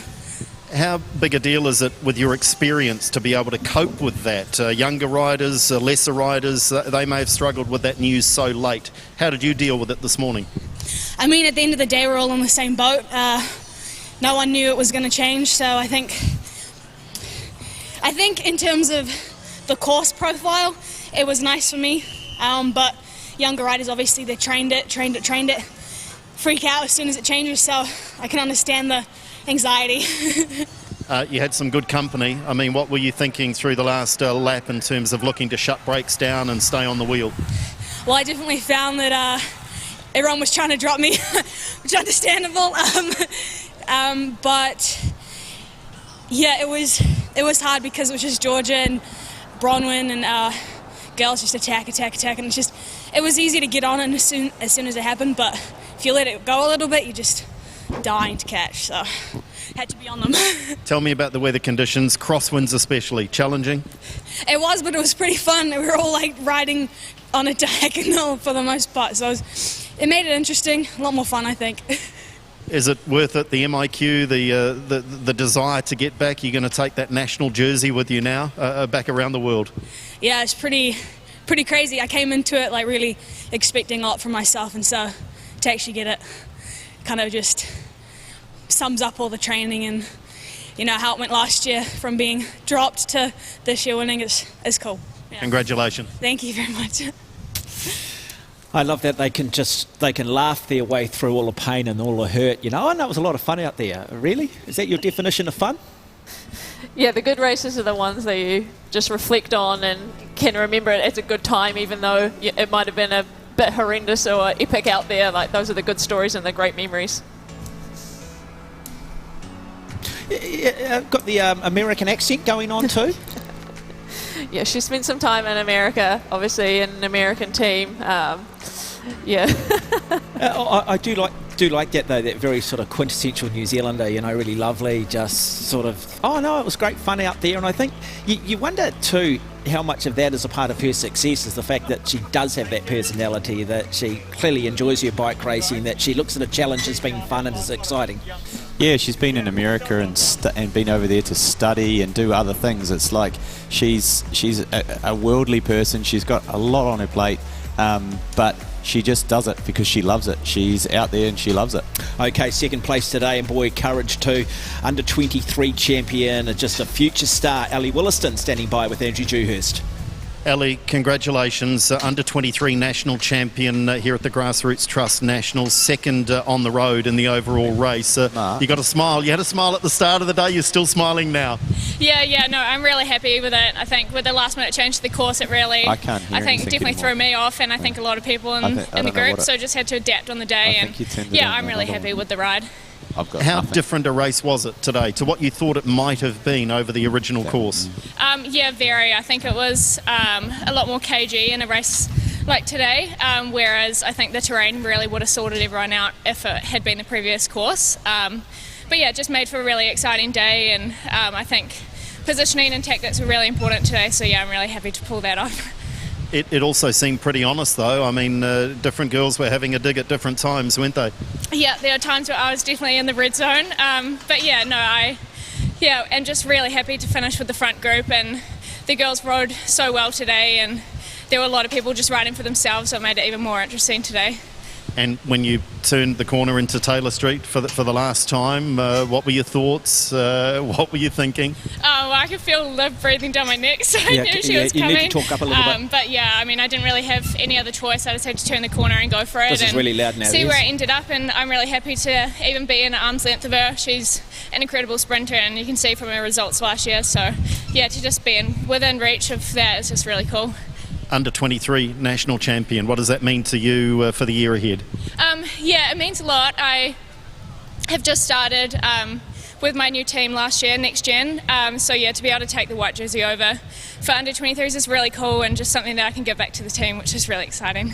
The smile's been wonderful all day. Congratulations. Cool, thank you so much. National Criterium champion in 2022, second here today. The future is very bright when it comes to New Zealand women's road cycling. I want to come back though to our winner here, Olivia Ray, because you mentioned, Tim, the first time that we're going to have a women's Tour de France. They go in reverse order, so the first stage is actually going to be on the Champs-Elysees. The men's race clearly is the final stage. What would it mean if Olivia Ray was to win on the first day of the women's Tour de France on the Champs-Elysees and to have the black and white jersey the yellow jersey, if that makes sense? It would be absolutely exceptional. Look, I mean, if we think back to the days of seeing Julian Dean leading out Tor Hushoff onto the sprint stages of the Tour de France, it was like it was really where it kicked off. This level of interest in the top level of the sport. And for Olivia, that would be in a historic moment. The women's Pro Tour cycling has just gone from strength to strength in the last couple of years, so it's going to be sensational. And Rush, talk about that. I mean, the fact that we're going to have a women's Tour de France, the Champs-Elysees being brought in, just shows the evolution of women's road cycling. And we saw it here today. I mean, we've seen in previous years 1 or 2 riders going up the road. Today we had 5 or 6. We're starting to see that real depth come through. Yeah, we're seeing huge steps forward in women's cycling in New Zealand, but also in the world. Like, today's race was awesome. I loved it. There was people attacking. It was gnarly. It was epic. We had a small group at the end, and you could see it on both Olivia and Ellie's face. They were both a little bit in the red, but they both really wanted it and hunger for that jersey, and they're both going to be able to wear it next year in the European scene, and that's awesome for New Zealand cycling and women's cycling. And we've got our women's Tour de France, but we also have a women's under-23 Worlds coming up, so it's going to be a great future for these girls especially. Yeah, and the nice thing too is that we are developing not just hill climbers, but we've got a really good group of world-class sprinters now. Now, if you have just joined us or you've just missed it, you've gotten up too late. We've just had a wonderful women's race here for 2022 to determine the New Zealand road cycling champion for this year. Let's take you back. Let's show you some highlights. And it started really, Tim Gudsall, with some pretty difficult conditions, some major course changes, but it was Georgia Williams, the defending champion, who really was the athlete who was driving most of the attacks, trying to change the game throughout this race. Yeah, she really did. She was the main, the main animator of the race, and that was going to be her opportunity. She needed to get down to a small group, and even smaller than she ended up with. Ideally, she would have had it even smaller, but the conditions on the course today, they really proved testing for the riders, and it was probably more, it was more split up in the crosswinds than it was in the on the hills that we had on the course. But and then in the end, human powered health with Henrietta and Olivia, they just rode an amazing race. Yeah, great sprint too. If you're going to have a sprint, you want a great sprint. You had 2 very good sprinters. Ellie Williston there would end up finishing in second. You could just see how close it was, and it looked very much too there. Sitting in third place was Georgia Williams. So, as we expected, we thought it might come down to a sprinter's race, but certainly with the crosswinds, the 5-6 riders in that lead group certainly had us guessing at times. Yeah, they did, and they all gave it their best shot, and they all gave it a go. But the podium is still 3 very world-class riders. They played their strengths. They all came here. They wanted to have a great ride today, and they all did, despite even the course changing with 30 minutes to go. They've shown their professionalism and their maturity and their ability to turn their mind around and still come here and attack the race. It was also a great example too, isn't it, that it's not always about being the best bike rider, it's about being the smartest bike rider. And I think Olivia Ray was really good in terms of the way she tactically played this today. She was never really the protagonist. She sent a little message maybe psychologically at times, but she did look after herself. However, she did also have the benefit of a fellow teammate in Henrietta Christie, who was just superb. Yeah, she played her tactics, right down to the tee, and she closed the gaps that she had to. At times, she was there by herself, and she really did have to get her head out in the wind and do some work. But she knew that she needed to get with a small group to within a few hundred metres of the finish line, and the race was hers. She was going to back herself that she could take out that sprint. Wonderful stuff. Look, we're going to have a men's race coming up a little bit later on the day, which we're going to bring you live coverage of. From what you've seen from the women's race, what can the men take from it? I think the key takeaway for us from the women's race is that if you have a team member and you have teammates, they are hugely valuable. So I'd be looking to Black Spoke. They have a lot of numbers out there, but George Bennett also has Finn. We have 2 FDJ riders, so power in numbers. Yeah, definitely. It is going to be a tactics race out there. The wind is giving us a great opportunity for riders to actually get out and have it and make it difficult. You'll see some echelons forming and so forth, but team tactics is going to play a huge part in this race this afternoon. As we go back to the hub here in Cambridge, Olivia Ray there. I wonder who she's talking to. Is just waiting for a podium presentation? Maybe. Yeah, big season ahead of it, just trying to stay warm. I know our team director Joe Keselowski, the Kiwi, is going to be stoked with that. Yeah, just pure joy on the face of Olivia there, isn't it? She was. You could actually tell she'd really left everything out on the road as well, didn't you? She was pretty well weathered and tired by the time she got to the finish as well. We've got Henrietta Christie just sitting behind us here, I think, and I'm always wondering if we might try and see if we can bring her in and have a bit of a chat. Because, boy, what courage today. You want to come in? In fact, we might just try and see if we can grab her, so we're just come and have a chat to us over here, Henrietta. You can stay there. That's all right. Okay, so sorry, we're just very lucky to have one of the key protagonists here, so we'll just bring her into the commentary position. Just having to take her helmet and undo all of her hair. And we'll just see if we can just talk to her about the tactics. Now you've got Henrietta, you've got a nice little camera sitting here. Just have a wee look. You're on camera at the moment. Congratulations. Thank you. How tough and how gutsy were you today? Oh, it was pretty brutal, and after the course change it wasn't really my sort of course, but I just tried what I could do, and then afterwards I'm like, alright, what can I do to help Olivia, and went from there. And what does it mean to you, and what does it mean for your trade team? Oh, it's awesome. To have a national champion, and especially a New Zealand Fern in the team, is just unbelievable, and we're super stoked. It's a first year world tour, and so to have the national Fern in there is going to be awesome. How many times did you have to just go back into the hurt box and dig yourself out to ride back on? I completely forgot. I just went every time it went, so just drilled it and wasn't really counting. I just wanted to get back on as quickly as possible. Yeah. What is your motivation? I mean, here you go, you sit on the front, you set a really solid tempo, prevent anybody from going up the road, and then suddenly you find yourself sort of swinging off the back again. Where did the motivation come? For me it's right, I need to get back there, I need to help Olivia as much as possible. So for me it was just digging deep, and it's what I love to do, so just dug deep. Yeah, absolutely brilliant there. But I guess, if you thought you were going to be off the back and left off the back, you kind of know that Olivia's by herself. So is that purely the motivation? That's what you want? Yeah, definitely. So, and going into the year ahead, is this, are you going to be doing more of the same, or? We'll just see what happens when we get overseas and take each race as it comes, and just do each race as best as I can. Brilliant. Did you have to change? When you heard the course change today? What was the change? What was the discussion regarding tactics? How did it change? Yeah, so originally, I've been training quite hard for, going up and down the hill multiple times, but you just got to be adaptable and think, okay, what can I do on this course? And then I tried a few things and it didn't work, and then it's like, right, let's readjust, let's go 100% to help Olivia, and that's what we did. And Prior to the course change, were you the team leader? There wasn't really a team leader, it was just let's see how it goes and judge it as we go. So, And you've just got such great depth in your team, haven't you? Yeah, we've got a really solid team this year, so it's going to be super exciting to see what we can achieve overseas. Yeah, do you get crosswinds like this overseas? Oh yeah, definitely. Yeah? You enjoy the crosswinds? Anything that makes a race a bit harder is amazing, so I enjoy that sort of racing. Now, are you going to be part of the Olivia Ray lead-out train on the Champs-Élysées at the Women's Tour de France?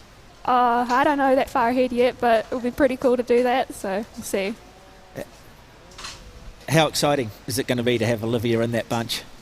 It's going to be so cool, completely proud of her, and to see her in the national jersey is just going to be a very proud moment. So. Now, I think probably Joanne Kiesanowski's watching this. Do you want to say anything?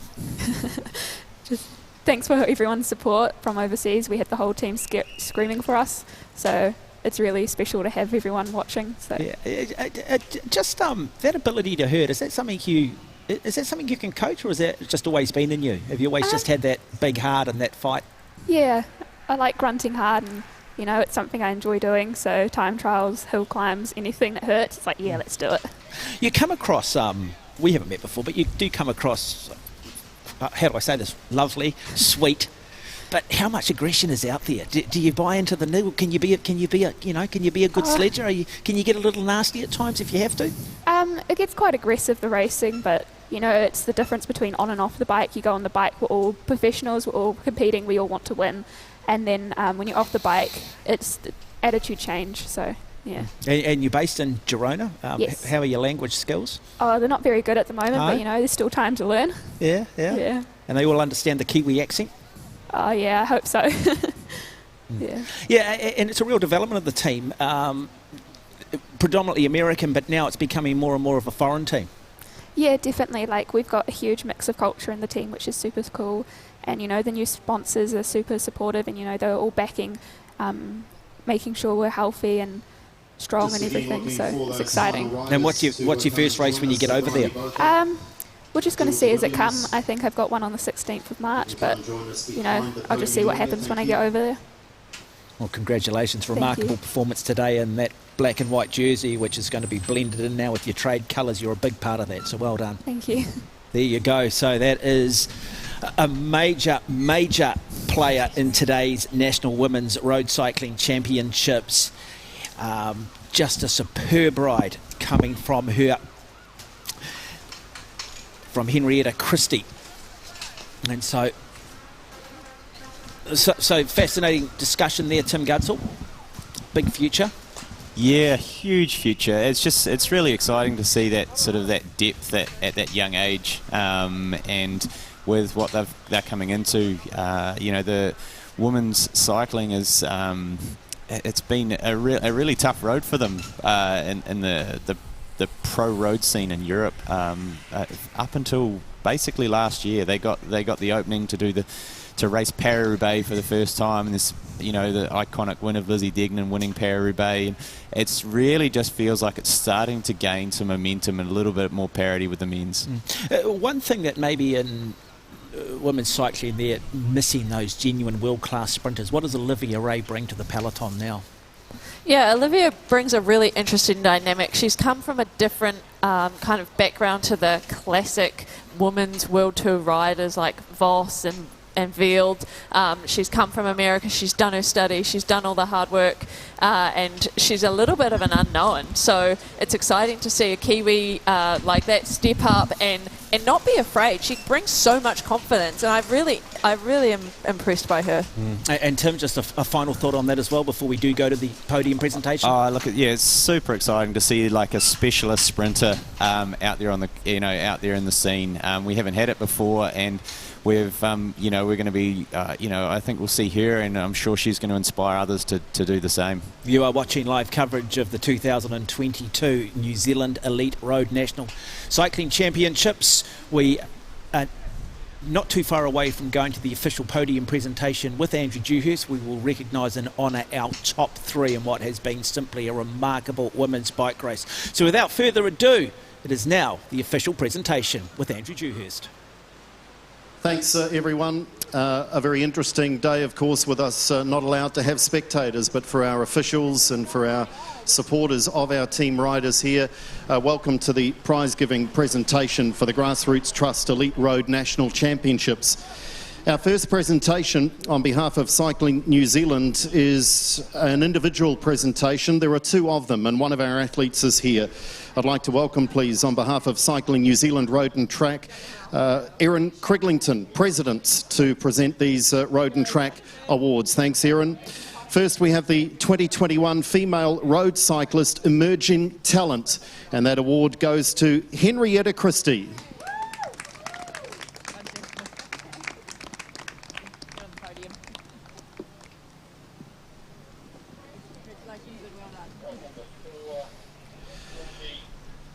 Congratulations, Henrietta. The next awards our recipient is not here with us today, but we want to acknowledge this superb year anyway. The 2021 Female Road Cyclist of the Year is awarded to Neve Fisher-Black. We'll get that award to Neve, not with us this weekend. Welcome now to the award ceremony for the Grassroots Trust Under-23 Women's Road Race. The medals will be presented by Simon Perry from Brian Perry Charitable Trust. If we can have all of our athletes through to behind the podium as we welcome them out.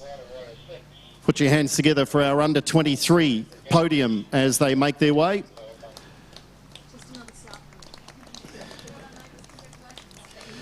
In third place, and the winner of the bronze medal representing iLab Black Magic, Kim Kadzo.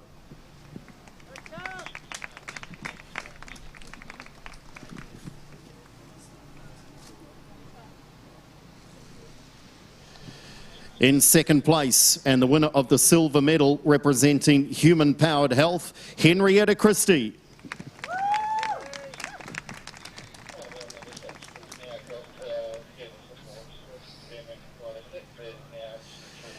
In first place, the winner of the gold medal and the Under-23 national jersey winner, your 2022 Under-23 Road Race National Champion representing NXTG by Experza, Ali Wollaston.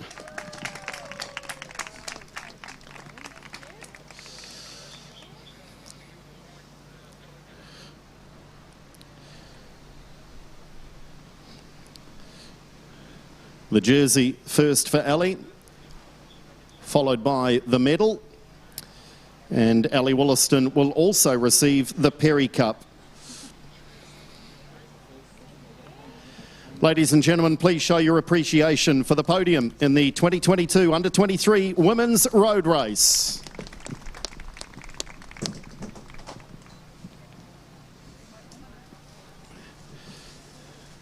And the champagne celebration.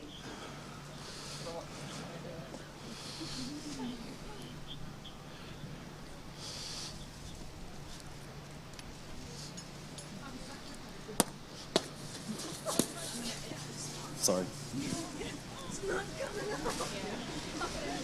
One more time, folks, put your hands together. A challenging day, wonderful riding. Our Under-23 podium.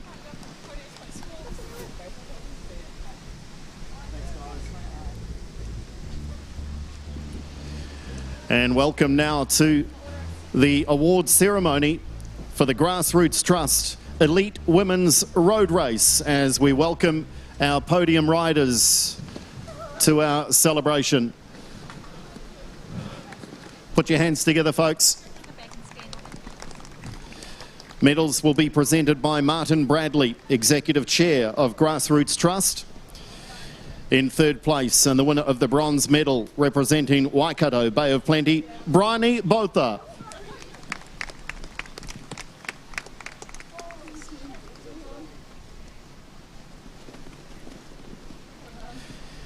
In second place, and the winner of the silver medal representing Team Bike Exchange Jayco, Georgia Williams.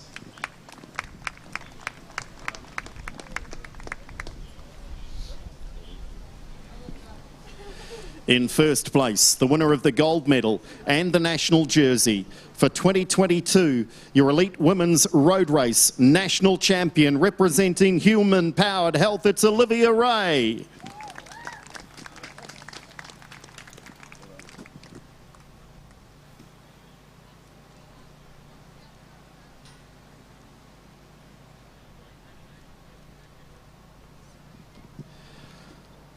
And again, that national jersey that will be worn with immense pride over the course of 2022, the medal, and Olivia also receives the Bev May Trophy.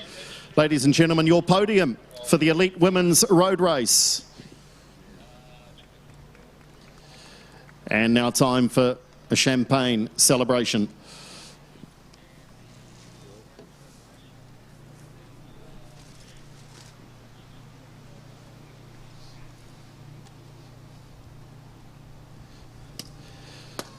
Congratulations. Put your hands together one more time, folks. Your 2022 podium for the Elite Women's Road Race. Congratulations. Thank you, everyone. That concludes our medal ceremony as we turn our attention to the men's road race. Again, of course, we have to remind everyone that in order to run this event safely and with the COVID approvals, we have to be spectator free. So please, no gathering and no spectating of the men's race. We are live streaming, of course, if you follow Cycling New Zealand's social media channels and get on the right website. We are live streaming as we bring the men's race to a conclusion. Well, that brings us to a conclusion of the end of the 2022 New Zealand Women's Elite Road Cycling Nationals. Congratulations to Olivia Ray. Strategically brilliant today in testing and trying conditions. Don't go away, because at 1 o'clock this afternoon New Zealand time we will bring you the men's road race. This should be an absolute cracker in testing conditions here in Cambridge. On behalf of myself, Tim Gudsall, and our four-time national champion in the women's race, Rusty Buchanan, it's been an absolute privilege and a pleasure. Thank you. Yeah, it's been great, and I mean, what a deserved winner. And look what we got an absolute feast on our hands this afternoon, I'd say. Yeah, awesome display of riding out there, but from everybody, worthy podium and worthy winner, and yeah, excited to see what fireworks we have this afternoon. Should be a cracker. Don't go away. We'll see you in an hour.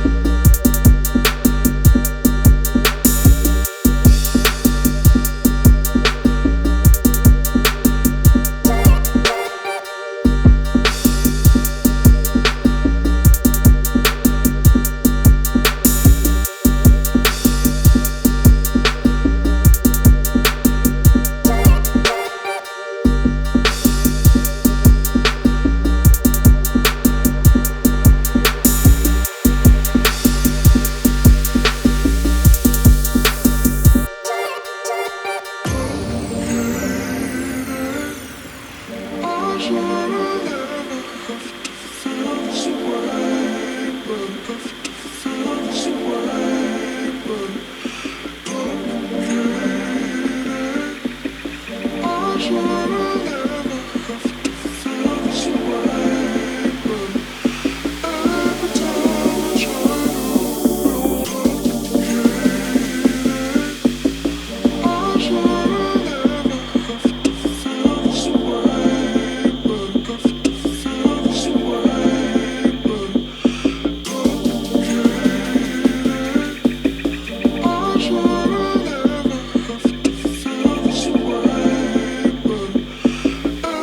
time I try.